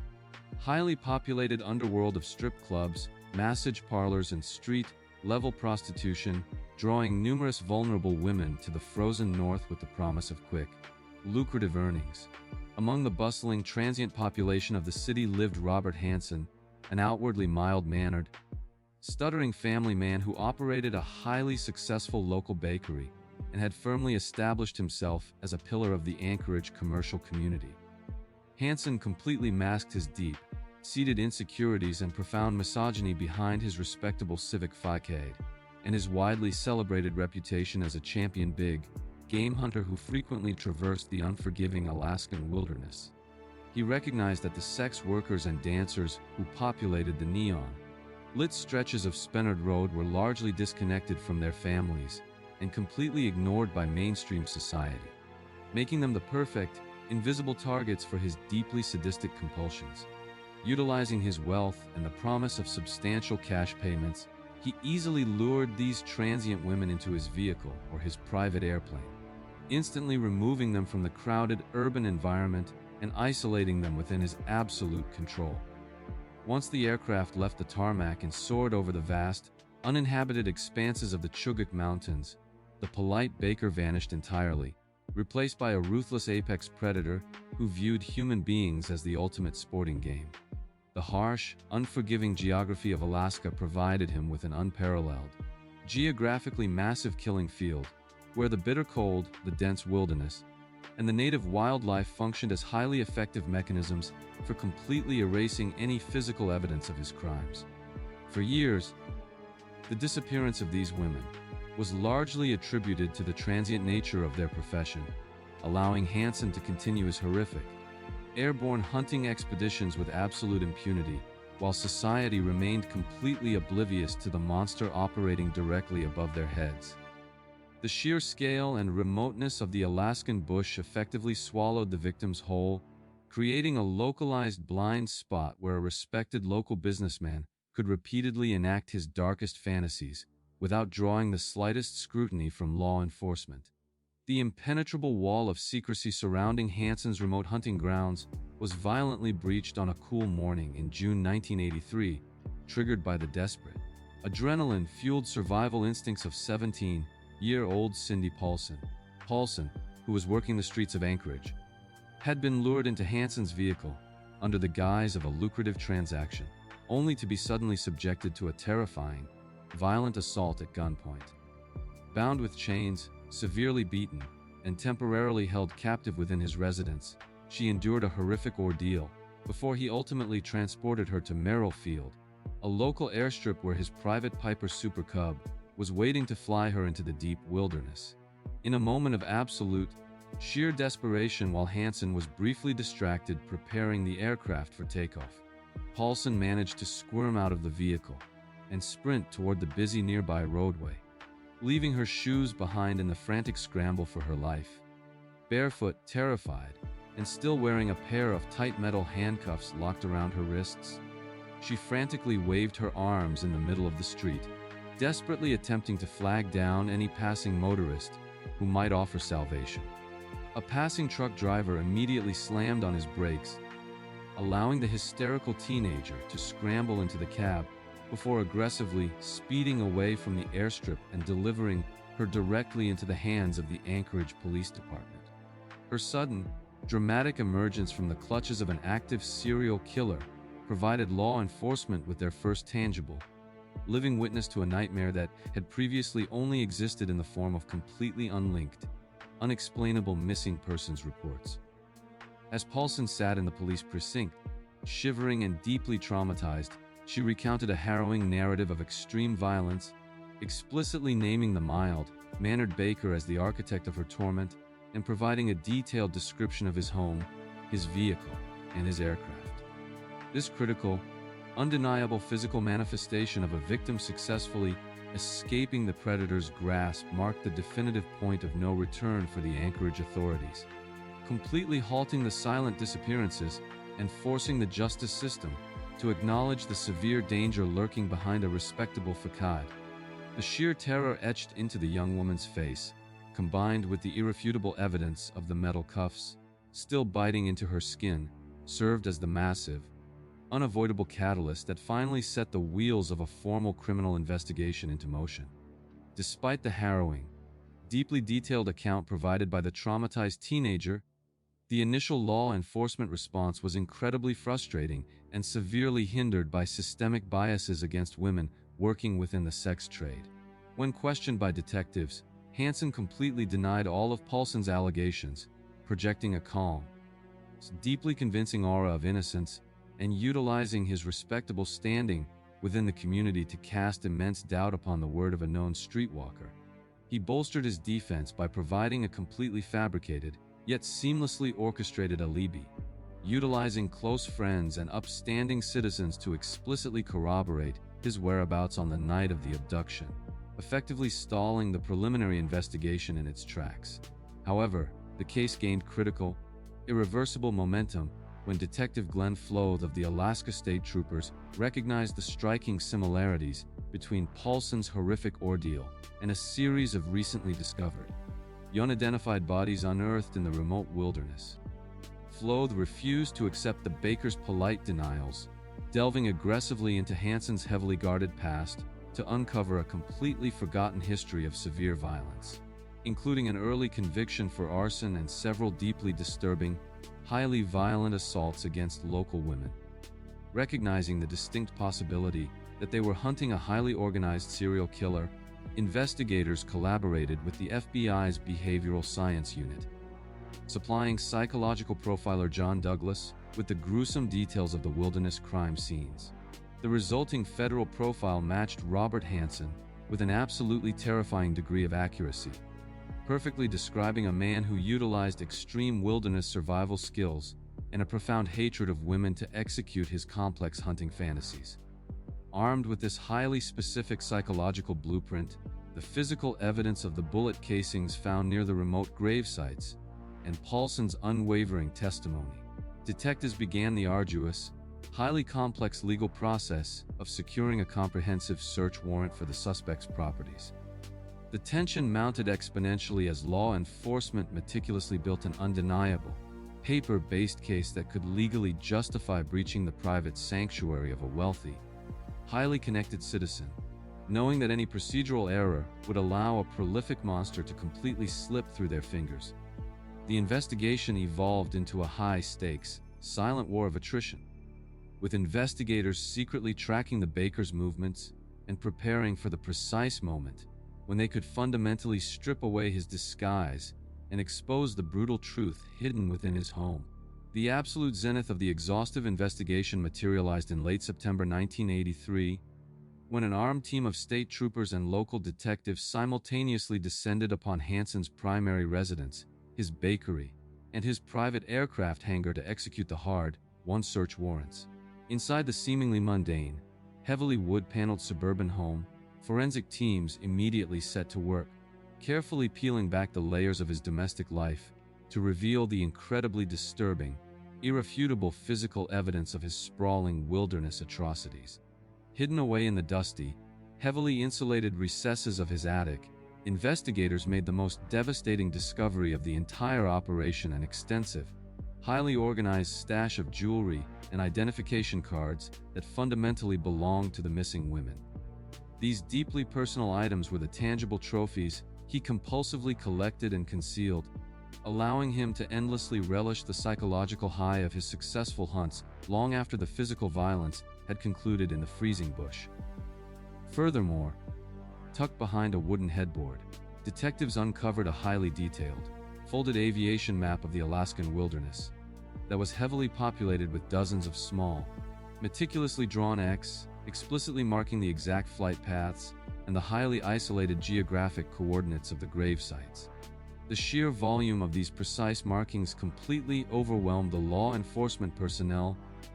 instantly revealing that the scale of Hansen's violence was far more expansive and historically entrenched than anyone had previously dared to hypothesize. A meticulous search of the premises also yielded the exact .223 caliber Mini-14 rifle that he utilized to gun down his victims as they desperately ran through the dense, unforgiving brush, effectively providing an undeniable ballistic match to the shell casings previously recovered from the wilderness crime scenes. The discovery of this hidden archive effectively transitioned the case from a circumstantial dispute into a concrete, undeniable realization that the respected community leader was a cold-blooded assassin. Confronted with this massive, overwhelming mountain of physical evidence, including his own highly detailed geographical records of the murders and the stolen jewelry linking him directly to the dead, Hansen's arrogant,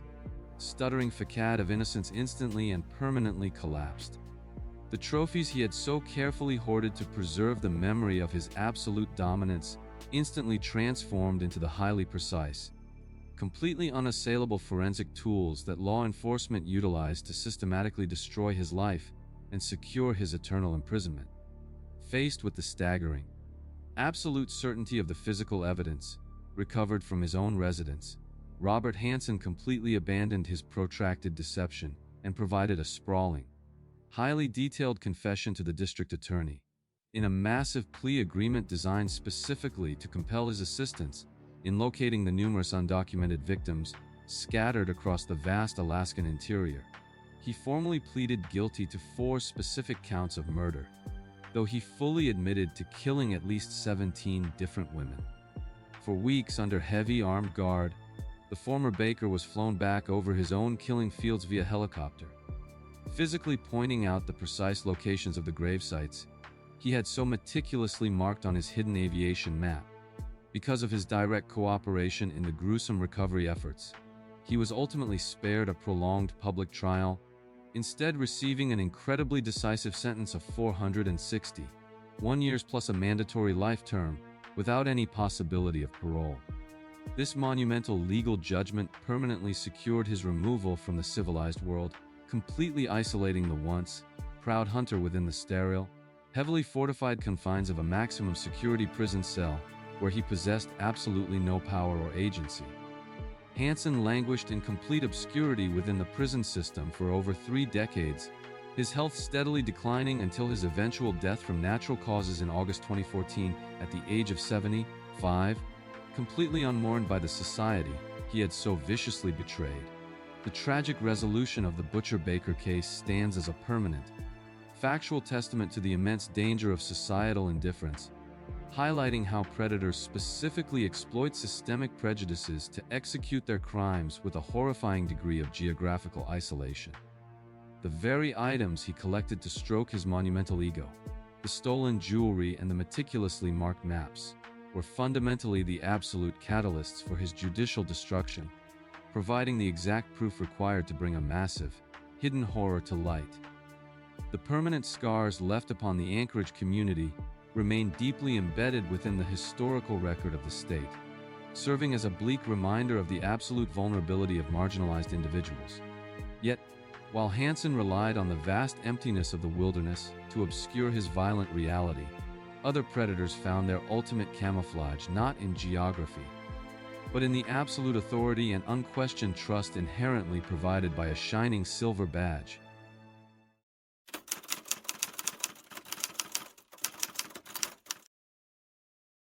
In the early 1970s, the sun-drenched coastal communities of Martin County, Florida, operated under a deeply ingrained, unquestioning trust in local law enforcement, viewing the police uniform as an absolute guarantor of public safety. This idyllic, trusting environment provided the perfect, impenetrable camouflage for George Schaefer, a man who utilized his shiny silver badge and the immense authority of a deputy sheriff to mask a profoundly sadistic and predatory nature. To the citizens he was sworn to protect, Schaefer appeared as a dedicated public servant, patrolling the quiet streets and lush, tropical highways in a marked cruiser that automatically demanded respect and total compliance from anyone he encountered. However, beneath this carefully constructed veneer of state-sanctioned legitimacy lay a highly organized predator who recognized that a police uniform was the ultimate tool for bypassing the natural defensive instincts of his potential victims. He specifically preyed upon the vulnerability of young women and teenage hitchhikers who frequented the coastal roads, correctly calculating that they would never suspect a uniformed officer of harboring horrific, violent intentions. The dense, sprawling, and unforgiving swamplands of the Florida landscape served as his ideal geographical canvas, offering deep,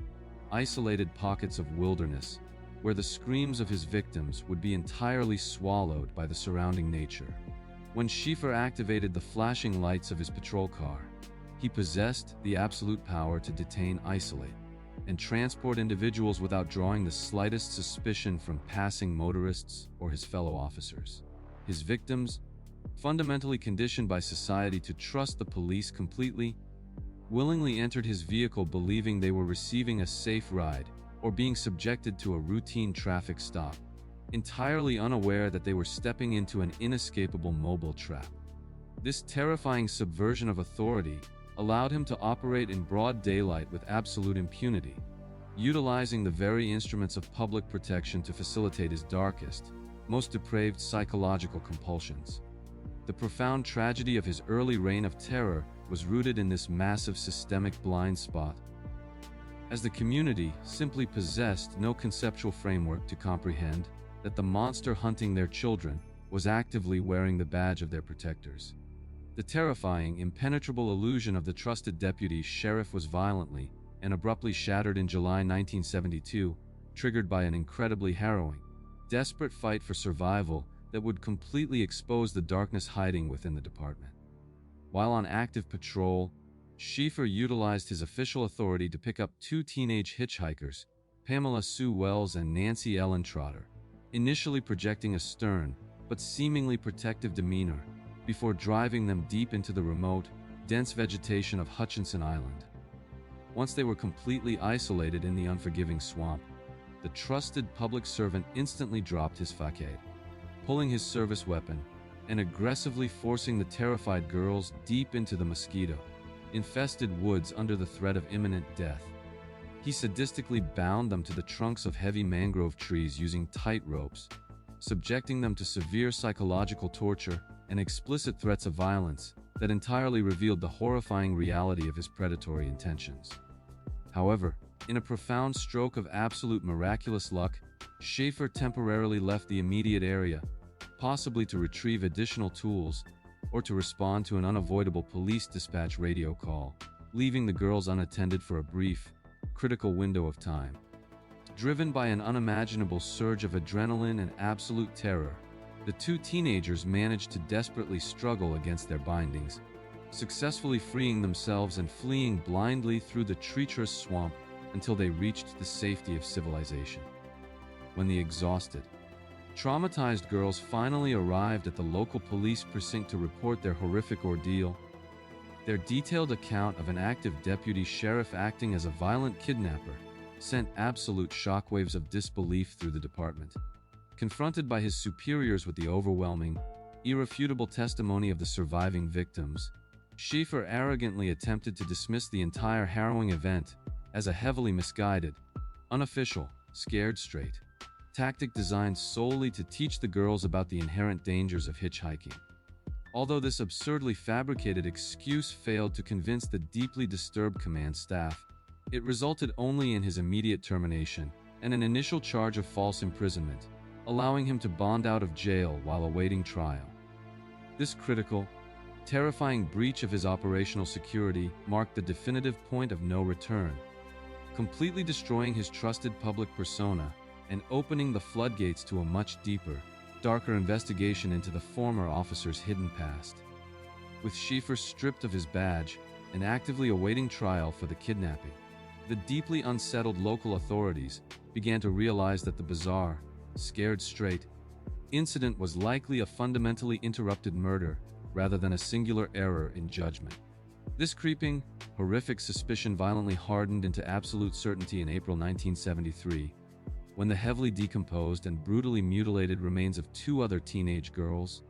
Susan Place and Georgia Jessup, were discovered buried in the dense, unforgiving woods near Blind Creek Beach. The two girls had been reported missing months earlier, and diligent investigative work quickly uncovered witness statements that explicitly placed them in the direct company of Gerard Schieffer, shortly before they entirely vanished from the face of the earth. The investigation rapidly transformed from a localized kidnapping case into a massive, highly complex serial murder manhunt, forcing the local police department to confront the devastating reality that they had unknowingly harbored an apex predator within their own ranks.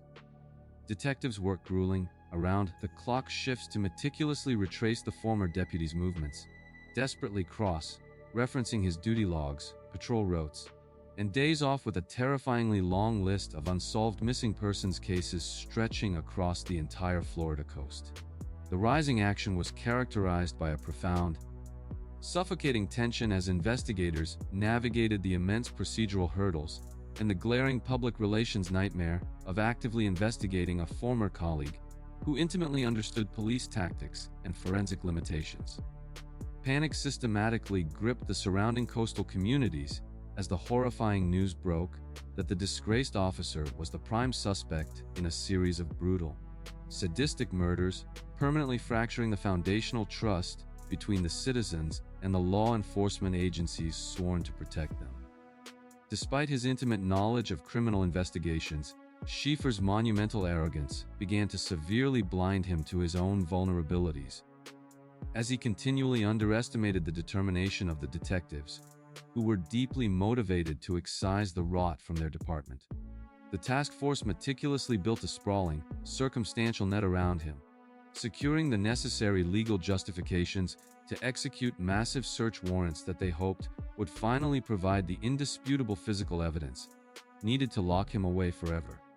The entire region held its collective breath as law enforcement prepared to forcefully breach the suspect's private sanctuary,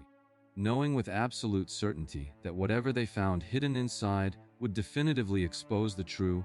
unrestricted scale of his depravity. The absolute, devastating climax of the exhaustive investigation occurred when heavily armed detectives executed a highly coordinated, comprehensive search warrant on Schieffer's primary residence, which was located at his mother's house in the city of Fort Lauderdale. As the forensic teams methodically breached the property and began to process the former deputy's private bedroom, they were immediately confronted with an unimaginable, sprawling physical archive of horrific trophies that completely defied human comprehension. Hidden away within trunks and footlockers, investigators meticulously unearthed a massive, highly organized collection of stolen jewelry, victims' driver's licenses, scraps of bloody clothing, and deeply disturbing biological souvenirs, including teeth that had been forcibly extracted from the victims. This absolute treasure trove of highly personal items served as the irrefutable, concrete evidence that Schieffer compulsively hoarded physical remnants of his kills to endlessly relive the psychological high of his ultimate power over life and death, Among the staggering volume of physical evidence, detectives made the most chilling and permanently damning discovery of the entire case. A massive collection of handwritten and meticulously typed manuscripts that he had arrogantly titled Killer Fiction. Within these deeply disturbing pages, Schieffer graphically and obsessively detailed the exact, horrific torture, mutilation, and murder of his specific victims, thinly veiling his real-life atrocities as the completely fabricated, creative writings of a twisted, aspiring author. These incredibly specific literary records, combined directly with the overwhelming physical evidence of the stolen jewelry and biological trophies, completely obliterated any desperate, lingering attempts he made to claim plausible deniability or establish a fabricated alibi. The sheer, overwhelming volume of personal items and detailed writings found within the room directly linked him, not only to the known victims but to a massive, terrifying number of unsolved disappearances across the state, suggesting a body count far higher than anyone had previously dared to imagine. This dramatic discovery represented the absolute peak of the investigative tension, instantly transforming a highly complex, circumstantial inquiry into an ironclad, undeniable reality of sadistic serial murder perpetrated by a fully cognizant predator. The very trophies and written accounts that he obsessively maintained to stroke his monumental ego and preserve his dark legacy fundamentally became the exact forensic instruments that guaranteed his total destruction in the eyes of the law. Confronted with the overwhelming, inescapable mountain of physical trophies and his own deeply incriminating autobiographical manuscripts, Gerard Schieffer was completely unable to successfully defend himself against the massive judicial machinery that he had once proudly represented. During the subsequent, highly publicized legal proceedings in 1973, the prosecution devastatingly utilized his private archive of horrors to systematically dismantle his character, ultimately securing his conviction for the brutal murders of Susan Place and Georgia Jessup. He was definitively sentenced to serve 2 concurrent life terms within the harsh confines of the Florida state prison system, permanently stripping him of the badge, the authority, and the freedom he had so ruthlessly weaponized against the innocent public. For over 2 decades, the disgraced former deputy languished in maximum security confinement, continuing to arrogantly boast about a massive, unproven body count and endlessly filing frivolous legal appeals that were consistently struck down by the courts. His life violently and abruptly ended in 1995 when a fellow inmate repeatedly stabbed him to death inside his cell, providing a brutal, unceremonious conclusion to the existence of a man who had completely disregarded the fundamental sanctity of human life. The deep, permanent psychological scars inflicted upon Martin County remained long after his death, serving as a bleak, historical reminder of the absolute devastation that occurs when a predator is allowed to operate under the absolute shield of state, sanctioned authority. The undeniable reality of his downfall strictly proves that a killer's inherent, pathological need to physically collect and document their crimes will almost always override their professional knowledge of forensic evidence and self-preservation. The resolution of the killer cop case permanently altered the screening processes for law enforcement recruits in the region, ensuring that the horrifying lessons learned from his archive of death would never be forgotten by the department. Yet, while Schieffer utilized the localized power of a county sheriff's badge to command obedience and execute his darkest fantasies, another predator operating on the completely opposite side of the globe utilized an entirely different form of absolute authority. This profound shift in the narrative leads us directly into the deeply bureaucratic, heavily controlled environment of the Soviet Union, where an internationally respected youth leader utilized the immense prestige of the educational state to mask a highly cataloged, visual archive of unspeakable horror.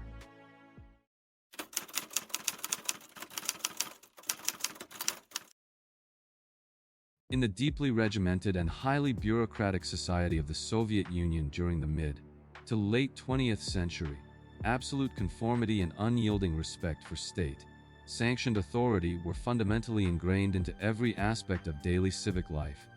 It was within this rigid, tightly controlled environment in the industrial city of Nevinomysk that Anatoly Sliko cultivated an impeccable, entirely unassailable public persona as an internationally revered youth leader and an esteemed educator. Operating under the direct auspices of the state, Slivko founded and directed the highly exclusive,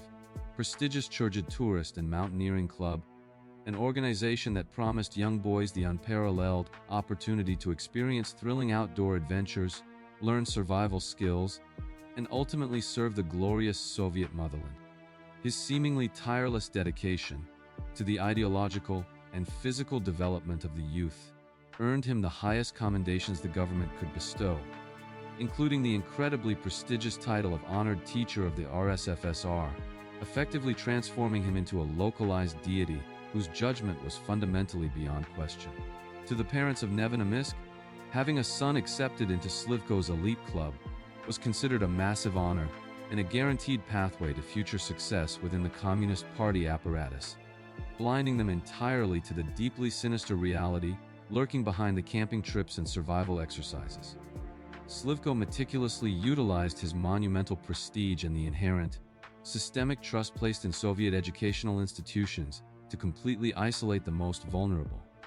easily manipulated boys under the guise of specialized, secretive training missions that supposedly required their absolute silence. Beneath the celebrated medals, the glowing state-sponsored newspaper articles, and the public adulation lay a profoundly disturbed, highly sadistic predator who viewed his young charges not as the future of the nation, but as entirely disposable props for his dark, horrific visual fantasies.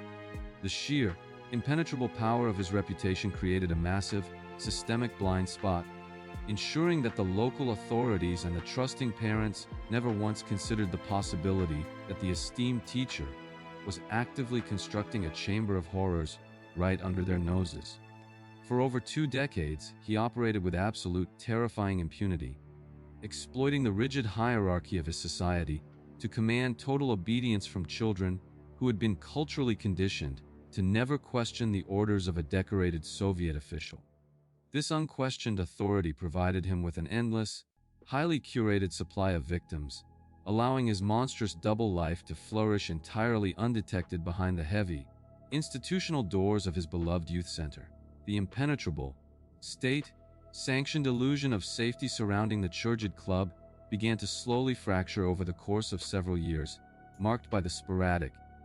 deeply unsettling disappearances of young boys who seemingly vanished without a single trace. Initially, the rigid Soviet law enforcement apparatus, which was ideologically averse to acknowledging the existence of serial murder within a supposedly utopian socialist society, dismissed these missing children as mere runaways who had foolishly wandered off and succumbed to the harsh natural elements. However, the critical tipping point and the absolute inciting incident for a formal criminal inquiry finally materialized in 1985 with the sudden, highly suspicious disappearance of 13-year-old Sergei Pavlov,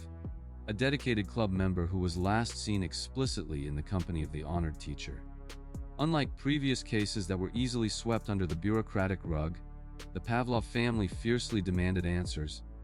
relentlessly pressuring the local militia to look beyond the standard, dismissive narratives and actually investigate the highly anomalous circumstances surrounding their son's vanishing. As investigators reluctantly began to pull at the loose threads of the boy's final known movements, a deeply disturbing, undeniable pattern began to emerge from the dusty, disorganized municipal archives, linking multiple historical disappearances directly back to Slivko's elite mountaineering organization.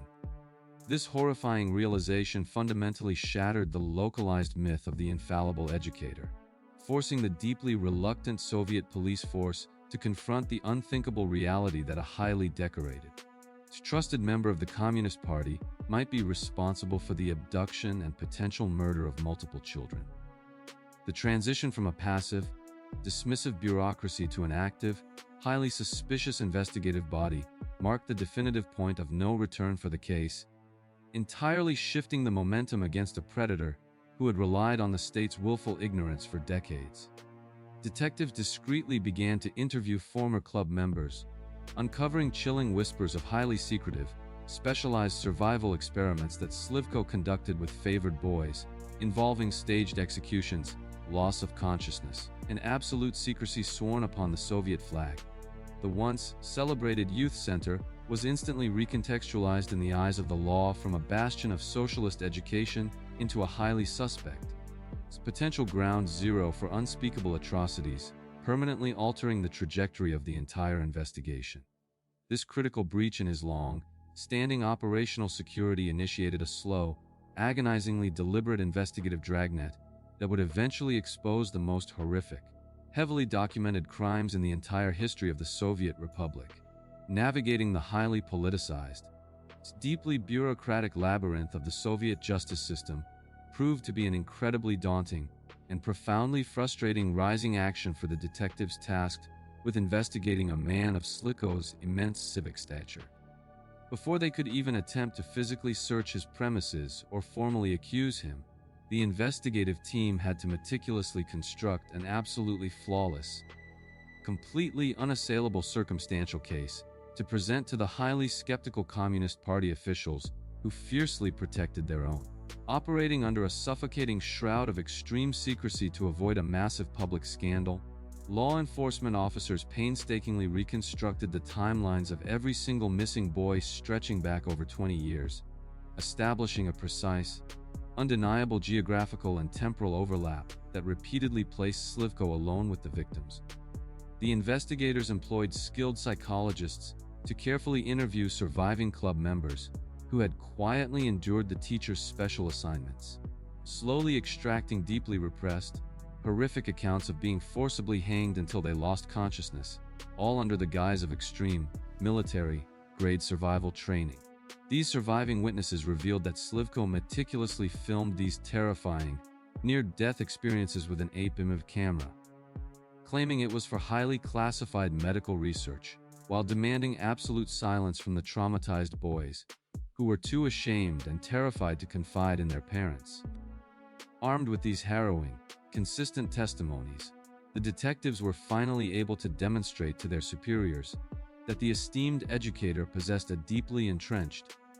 heavily documented modus operandi of physically dominating and strangling the children under his care. The tension mounted exponentially as the investigators maintained silent, continuous surveillance on the youth center, knowing that any premature action or procedural misstep could result in their own professional ruin, given Slivko's powerful political connections within the regional government. Every passing day amplified the excruciating pressure, as the detectives were acutely aware that the monster was still actively interacting with children and possessed the ongoing capability to orchestrate another disappearance at any given moment. Finally, presented with the overwhelming, perfectly correlated data and the deeply disturbing eyewitness accounts of the hanging experiments, the regional prosecutors granted the unprecedented authorization to detain the honored teacher and execute a comprehensive search of the Shurjit Club, heavily restricted inner sanctums.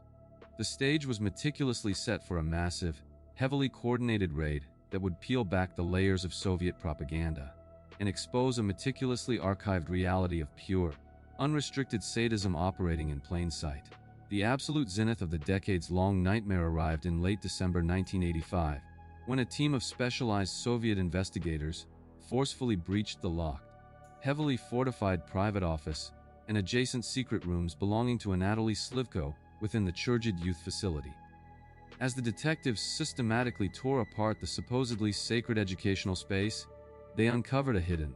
unimaginably horrific physical and visual archive that fundamentally defied human comprehension and sent instant shockwaves through the hardened investigative unit.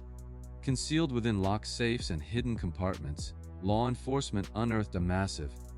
highly organized collection of the victims, neatly polished shoes and heavily burned remnants of their pioneer uniforms, items he had specifically retained as visceral, physical trophies of his absolute dominance.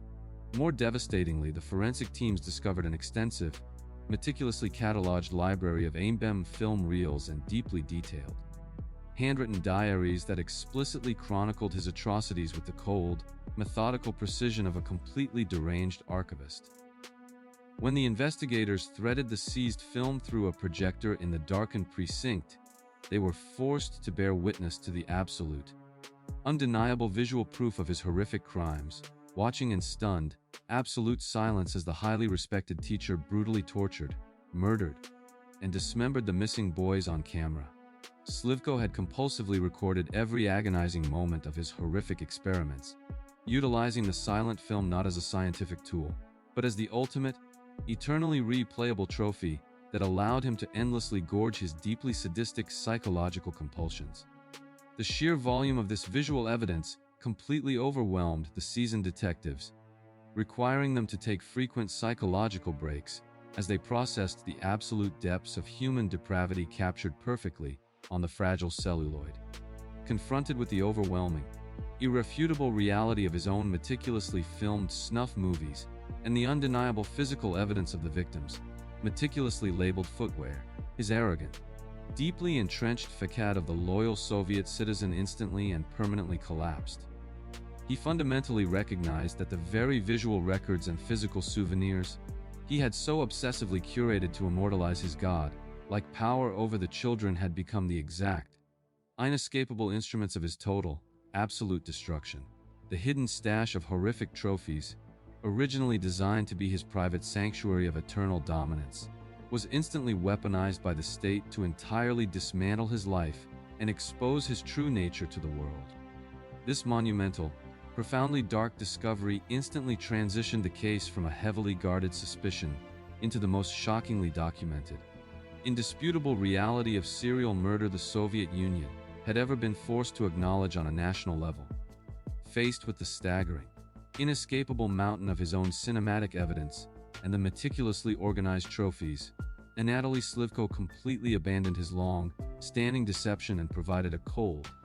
heavily detailed confession to the murder of 7 boys, though investigators strongly suspected the true number was significantly higher. He recounted his crimes with a deeply chilling, clinical detachment, explicitly confirming that his primary motivation was the creation of the film reels that he utilized to endlessly stimulate his deeply sick fantasies in the dark isolation of his office. The subsequent legal proceedings were highly secretive and intensely expedited, as the deeply embarrassed Soviet government sought to quickly and quietly eliminate the profound stain this monstrous educator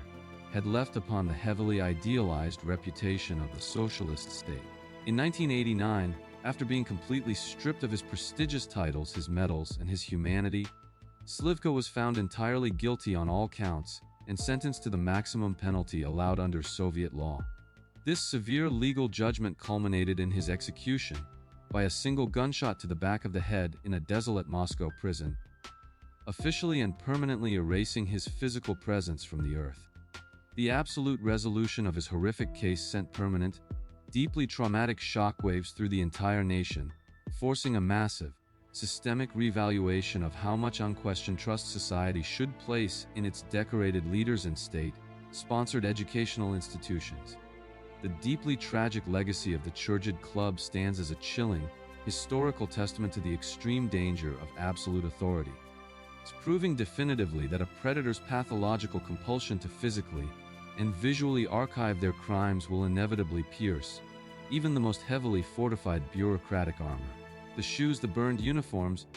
and the horrific reels of film that he so desperately needed to preserve his dark legacy fundamentally guaranteed that he would be remembered not as a hero of the state, but as one of the most depraved monsters of the 20th century. His ultimate destruction serves as a grim reminder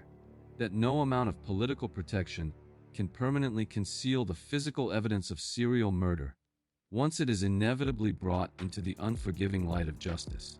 Yet, while Slivko utilized the rigid, heavily monitored structure of the Soviet educational system to entirely isolate his victims in secret rooms, other predators thrived in environments defined by absolute, neon-lit chaos and profound social decay. This jarring geographical and cultural shift transports us directly from the highly restricted, freezing bureaucracy of the Soviet Union back to the United States, plunging directly into the gritty, dangerously unregulated streets of late 1970s New York City, where a completely different kind of monster was leaving a trail of dismembered bodies in burning hotel rooms.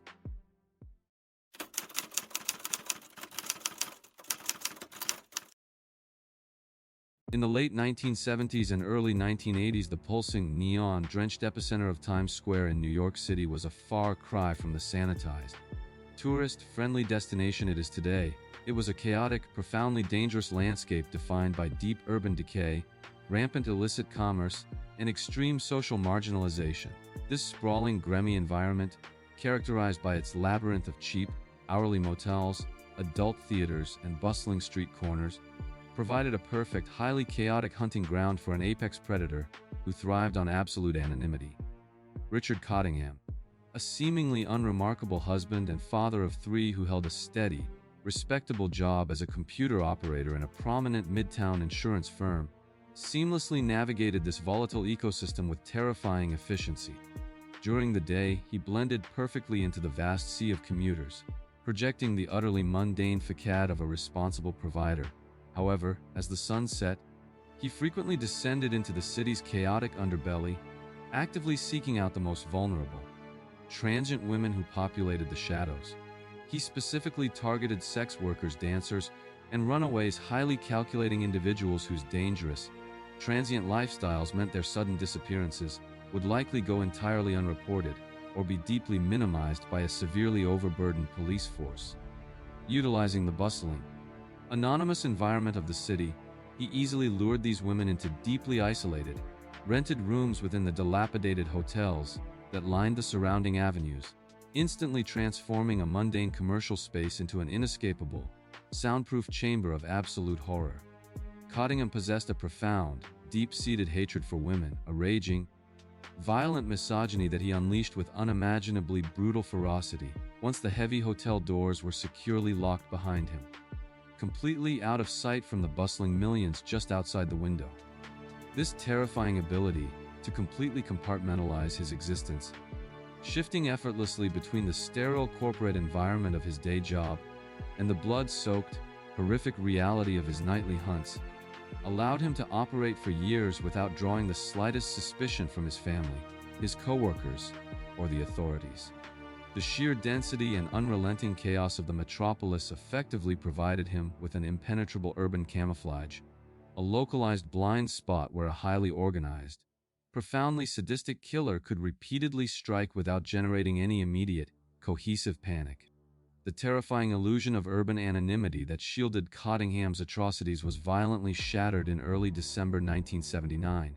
triggered by a gruesome discovery that instantly elevated the situation from routine vice-related violence to a full-blown, highly publicized nightmare. Firefighters responding to a routine alarm at the Travel Inn Motor Hotel located directly in the heart of Hell's Kitchen made a deeply horrific, sickening discovery after extinguishing a blaze in one of the rented rooms. They uncovered the severely burned, entirely headless, and completely handless torsos of two young women, Dita Gudarzi and an unidentified teenager, deliberately positioned in a deeply grotesque tableau on the bed. Cottingham had meticulously dismembered the bodies and intentionally set the room on fire in a highly calculated, desperate attempt to completely obliterate any physical evidence, forensic traces, or identifying characteristics that could possibly link the victims back to him. However, this horrific, extreme measure of destruction fundamentally backfired, as the sheer, undeniable brutality of the crime scene and the highly distinct signature of dismemberment immediately caught the absolute attention of the NYPD's most seasoned homicide detectives. The sudden appearance of the torso killer, a moniker swiftly and sensationally bestowed by the panicked local tabloids, fundamentally altered the psychological atmosphere of the entire city, forcefully injecting a profound, palpable terror into the already dangerous streets. Law enforcement immediately recognized that this was not an isolated incident of domestic violence or a drug deal gone wrong, but rather the highly calculated work of a profoundly disorganized, wildly aggressive serial predator who possessed an unimaginable capacity for violence. This gruesome, high-profile discovery marked the absolute, definitive point of no return for the investigation, completely shifting the focus from missing persons reports to a massive, highly urgent, and deeply desperate manhunt designed to stop a monster before he could strike again. The smoldering ruins of the hotel room instantly became ground zero for one of the most intense, highly publicized criminal investigations in the history of New York City, initiating a sprawling dragnet that would eventually connect multiple jurisdictions in a frantic race against time. The horrifying reality that a killer was actively hunting, slaughtering, and dismembering women mere blocks from Broadway completely shattered any lingering illusions of safety, forcing the police department into a massive, heavily scrutinized mobilization. As the frantic search for the torso killer rapidly intensified, the NYPD found themselves locked in a deeply frustrating, highly complex, and agonizingly slow investigative process that required unprecedented coordination across multiple regional jurisdictions. Detectives meticulously analyzed the horrific crime scene at the Travel Inn, uncovering incredibly subtle, microscopic clues that survived the fire, while simultaneously linking the brutal double homicide to a previous, strikingly similar murder that had occurred across the river in New Jersey. The task force engaged in a monumental, deeply exhausting effort to continuously cross-reference hotel registries, interview hundreds of terrified sex workers who frequented the area, and analyze the specific, highly distinct knots Cottingham utilized to bind his victims. Despite the massive, highly publicized police presence and the incredibly heavy media scrutiny, Cottingham's monumental arrogance drove him to continue his violent campaign, entirely undeterred by the massive dragnet that was slowly tightening around the entire tri-state area. The rising action reached a fever pitch in May 1980 when he struck again, brutally murdering another young woman, John Rayner, inside a room at the Seville Hotel, utilizing the exact same horrific signature of dismemberment and arson to completely destroy the physical evidence. The sheer, terrifying audacity of his ongoing crimes, executed directly under the nose of the largest police force in the country, generated immense, suffocating pressure from the deeply terrified public and city officials who fiercely demanded immediate, decisive action. However, Cottingham's profound hubris and his absolute reliance on the chaotic environment of the city would ultimately trigger his downfall, as he fundamentally underestimated the survival instincts of the women he continually targeted. Later that same month, he successfully lured an 18-year-old escort, Leslie Ann Odell, into a room at the Quality Inn in Hasbrook Heights, New Jersey, heavily binding her and initiating his horrific routine of severe torture and assault. Driven by an unimaginable surge of adrenaline and absolute terror, Odell managed to fiercely resist her attacker, screaming loud enough to alert the vigilant hotel staff, who immediately recognized the dire situation and furiously intervened, effectively interrupting the murder in progress. This critical, desperate fight for survival not only saved her life but provided the massive, long-awaited breakthrough the deeply frustrated task force required, directly leading to the violent apprehension of the torso killer as he desperately attempted to flee the scene of his final crime. The absolute, devastating climax of the massive, multi-state manhunt occurred immediately following his violent arrest at the New Jersey motel, quickly leading heavily armed detectives to execute a highly coordinated, comprehensive search warrant on his primary residence in Lodi. As the forensic teams methodically breached the quiet, seemingly normal suburban home he shared with his wife and children, they entirely focused their efforts on a locked, heavily secured space that he vehemently referred to as his private trophy room. When investigators forcefully breached the door to this restricted sanctuary, they uncovered an unimaginable, highly organized physical archive of absolute horror that completely defied the mundane facade he presented to the outside world. Hidden within the confines of his own home, detectives discovered a staggering, meticulously categorized collection of the victim's stolen jewelry, their driver's licenses, personal trinkets, and articles of their clothing, items he had specifically retained as visceral souvenirs of his horrific hunts. This massive treasure trove of highly personal items served as the irrefutable, concrete evidence that Cottingham compulsively hoarded physical remnants of his kills to endlessly relive the psychological high of his ultimate, sadistic dominance over his victims. The sheer, overwhelming volume of physical evidence recovered from this deeply sinister room directly and undeniably linked him to multiple brutal murders across New York and New Jersey, completely obliterating any desperate, lingering attempts he made to claim his innocence. The undeniable reality of his massive trophy collection completely shattered the deeply held illusion of the responsible father and husband, exposing his true, monstrous nature to his devastated family and providing prosecutors with the exact, unassailable forensic tools required to ensure his permanent destruction. The hidden stash of horrific trophies, originally designed to be his private sanctuary of eternal dominance, was instantly weaponized by the state to entirely dismantle his life and expose his absolute depravity to the unforgiving light of justice. This dramatic, deeply dark discovery instantly transitioned the case from a highly complex, circumstantial inquiry into an ironclad, undeniable reality of sadistic serial murder perpetrated by a fully cognizant predator who operated in the shadows of the Neon City. The very trophies he obsessively maintained to stroke his monumental ego fundamentally became the exact instruments that guaranteed his total destruction in the eyes of the law, permanently sealing his fate behind the high concrete walls of the state penitentiary. Confronted with the overwhelming, inescapable mountain of physical trophies recovered directly from his own home, Richard Cottingham was completely unable to successfully defend himself against the massive judicial machinery of two different states. During the subsequent, highly publicized legal proceedings in the early 1980s, the prosecution devastatingly utilized his private archive of horrors, combined directly with the harrowing, courageous testimony of the surviving victim to systematically dismantle his desperate defense. He was definitively convicted of multiple brutal murders and sentenced to serve a cascade of consecutive life terms, permanently stripping him of the freedom and the anonymity he had so ruthlessly weaponized against the vulnerable women of the city.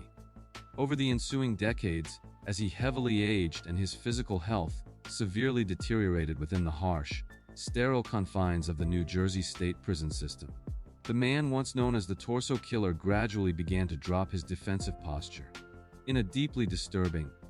ongoing series of confessions delivered directly from his prison bed, Cottingham has formally admitted to dozens of additional unsolved murders dating back to the late 1960s. A horrific reality entirely supported by the massive volume of undocumented trophies investigators initially found in his home. His eventual death in December 2023 at the age of 77 provided a brutal, unceremonious conclusion to the physical existence of a man who had completely disregarded the fundamental sanctity of human life for over half a century. The deep, permanent psychological scars inflicted upon the New York metropolitan area remained long after his initial capture, serving as a bleak,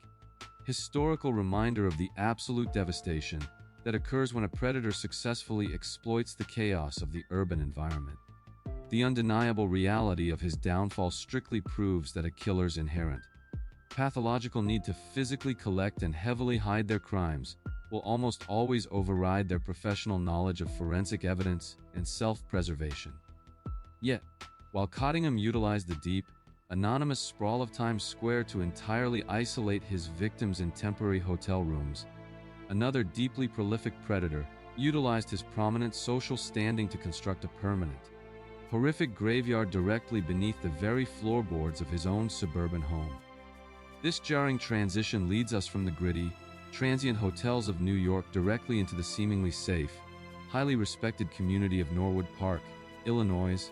where a popular local entertainer was hiding an unimaginable horror right under the noses of his trusting neighbors.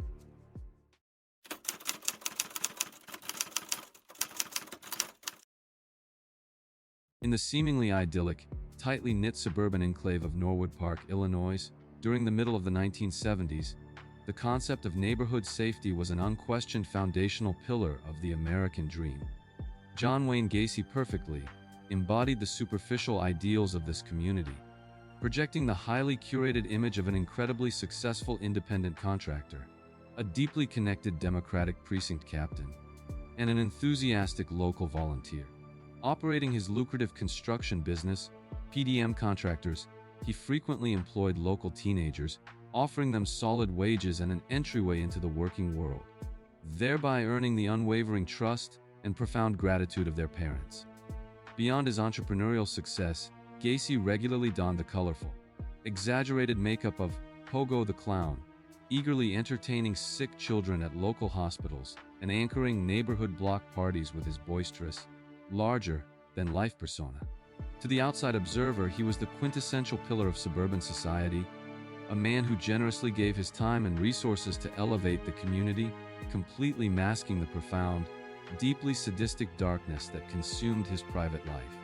Behind the heavy wooden doors of his seemingly unremarkable ranch-style home on Summerdale Avenue, Gacy operated as a highly organized, completely remorseless apex predator who specifically targeted the very demographic of young men he supposedly mentored.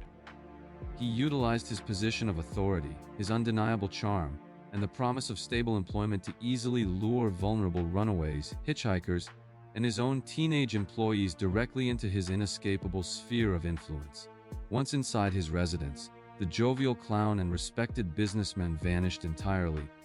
replaced by a ruthless killer who utilized a deeply twisted magic trick involving handcuffs to instantly physically dominate and incapacitate his victims. The sheer brilliance of his camouflage lay in the absolute audacity of his public life. As society fundamentally could not comprehend that a man who enthusiastically shook hands with politicians and entertained hospitalized toddlers could simultaneously harbor a ravenous appetite for murder. For years, the surrounding community remained entirely oblivious to the catastrophic reality, unfolding directly beneath their feet,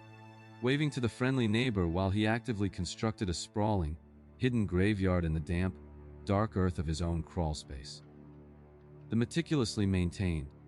deeply deceptive illusion of suburban normalcy that Gacy had constructed over the course of a decade was abruptly and permanently shattered on a freezing December evening in 1978. The absolute catalyst for his sudden, spectacular downfall was the sudden and entirely uncharacteristic disappearance of 15-year-old Robert Piest, a highly responsible, deeply loved local high school student who had never given his family a single reason to worry. Robert had been working a routine, mundane shift at a local pharmacy in Des Plaines when he casually informed his mother that he was stepping outside for a brief moment to speak with a prominent contractor about a highly lucrative summer job. The contractor in question was John Wayne Gacy, who had been inside the pharmacy completing a remodeling project and had specifically targeted the young,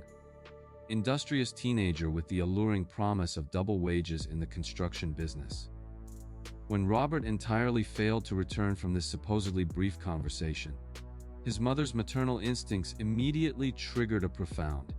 visceral sense of absolute terror, correctly assessing that her son's sudden absence was a matter of grave, immediate danger rather than teenage rebellion.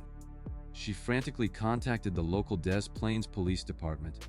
aggressively pushing past standard bureaucratic delays and fiercely demanding that they investigate the highly suspicious contractor who was definitively the last person to see her child alive.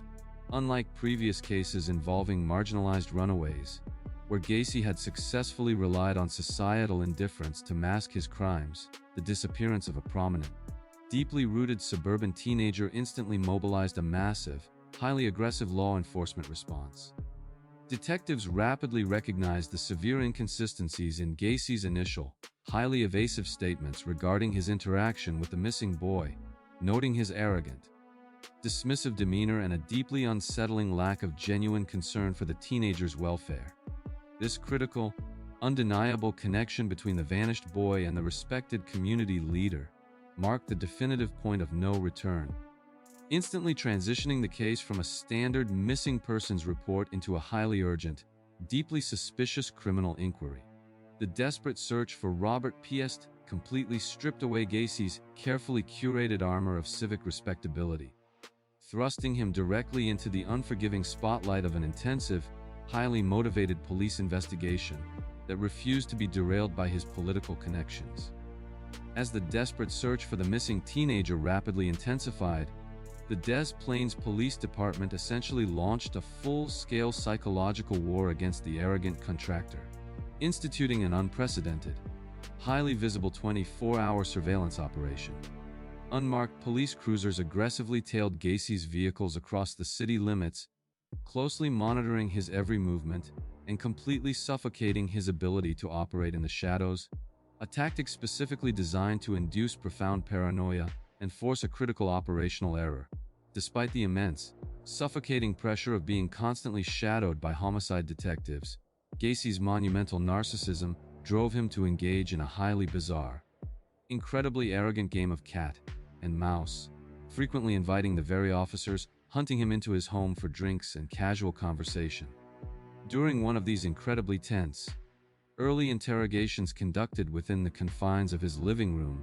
seasoned detectives began to notice a profoundly disturbing, sickly sweet odor emanating directly from the heating vents, a distinct, terrifying smell that veterans of the force immediately recognized as the undeniable scent of human decomposition. When directly confronted about the overwhelming stench permeating his residence, the contractor smoothly and deceptively blamed the odor on a massive accumulation of moisture and a broken sewer pipe in the crawlspace, an alibi that temporarily stalled investigators but severely heightened their darkest suspicions. Concurrently, detectives aggressively dug into his highly guarded background, uncovering a deeply hidden, entirely shocking prior criminal conviction for the sodomy of a teenage boy in Iowa, a revelation that completely obliterated his pristine public image and firmly established his history as a sexual predator. The investigation became an agonizing, exhausting war of attrition, with law enforcement working tirelessly to secure the incredibly high threshold of probable cause necessary to legally breach the heavily protected property of a prominent, legally savvy citizen. Gacy grew increasingly erratic and profoundly desperate as the police net tightened, engaging in highly uncharacteristic, frantic behavior and heavy drinking, acutely aware that the foundation of his monstrous double life was actively crumbling under the intense weight of the continuous surveillance. The tension mounted exponentially throughout the freezing winter weeks, as detectives meticulously pieced together an intricate web of circumstantial evidence. Knowing with absolute certainty that the house held the final, horrifying answers regarding the fate of Robert Piest and potentially many others. This excruciating period of rising action highlighted the absolute determination of the investigative team, who relentlessly pursued the truth despite the profound political influence Gacy attempted to wield to abruptly shut down the inquiry. The absolute, devastating climax of the investigation erupted a few days before Christmas, when the highly diligent task force finally secured a comprehensive, highly restrictive second search warrant that allowed them to meticulously tear apart the suburban home. As the forensic teams breached the residence with a specific mandate to uncover any physical connection to the missing boy, they systematically processed the environment, heavily focusing on the mundane, easily overlooked personal items scattered throughout the property. The monumental breakthrough that fundamentally cracked the entire case wide open occurred when an investigator discovered a seemingly innocuous, highly personal photo processing receipt belonging to a young woman named Kim Byers, a receipt that Robert Piest had been holding in his jacket pocket on the exact night he vanished. Furthermore, deeply hidden within the home, detectives uncovered a highly specific, customized high school class ring that was positively identified as belonging to John Sick, another local teenager who had inexplicably vanished without a trace over a year prior. These deeply personal, completely undeniable trophies fundamentally provided the absolute probable cause required for investigators to completely bypass Gacy's deceptive excuses and physically descend into the dark, incredibly foul-smelling crawlspace located directly beneath the floorboards of the house. As forensic technicians systematically began to excavate the damp, claustrophobic expanse of the crawlspace, their shovels immediately struck human bone, instantly unleashing a horror that fundamentally defied the darkest nightmares of the seasoned law enforcement officers. Over the ensuing, agonizing days, the quiet suburban property was completely transformed into a massive, heavily restricted disaster zone, as investigators painstakingly unearthed the heavily decomposed, intertwined remains of dozens of young men stacked like cordwood in the shallow, muddy graves. The profound, sheer scale of the localized butchery completely overwhelmed the investigators, instantly revealing that the respected community leader was one of the most prolific, highly organized serial killers in the entire recorded history of the United States. The trophies he had so carelessly retained, The simple receipt and the high school ring became the exact, unassailable forensic keys that unlocked the massive chamber of horrors, completely shattering his carefully maintained illusion of innocence and cementing his total destruction. The horrifying realization that the jovial clown had fundamentally built his life directly atop a massive, rotting graveyard permanently scarred the psyche of the investigators, who were forced to catalog the absolute depths of his depravity. Faced with the overwhelming, insurmountable physical evidence of the sprawling subterranean graveyard, John Wayne Gacy was swiftly arrested and subsequently provided a highly convoluted, deeply remorseless confession that attempted to shift the blame to alternate personalities and fabricated accomplices. Following a massive, highly publicized trial that captivated and deeply horrified the entire nation, the prosecution successfully utilized the immense volume of physical remains and the meticulously collected personal trophies to entirely dismantle his desperate, heavily contested insanity defense. He was definitively convicted of the brutal, premeditated murders of 33 young men and boys, 29 of whom were recovered directly from his own property, while the remaining 4 were callously discarded into the freezing waters of the nearby Des Plaines River when his crawlspace literally ran out of room.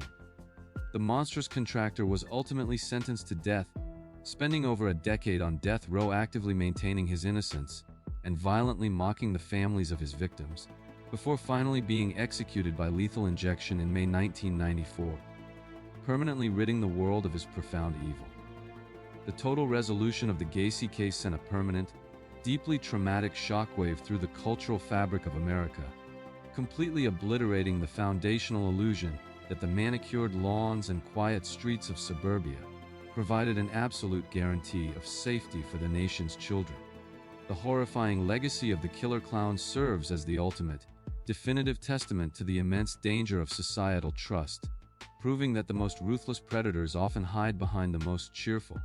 community-oriented masks, weaponizing their civic standing to entirely isolate their victims. The very items he kept as trivial souvenirs of his horrific dominance fundamentally provided the absolute evidence necessary to bring his massive,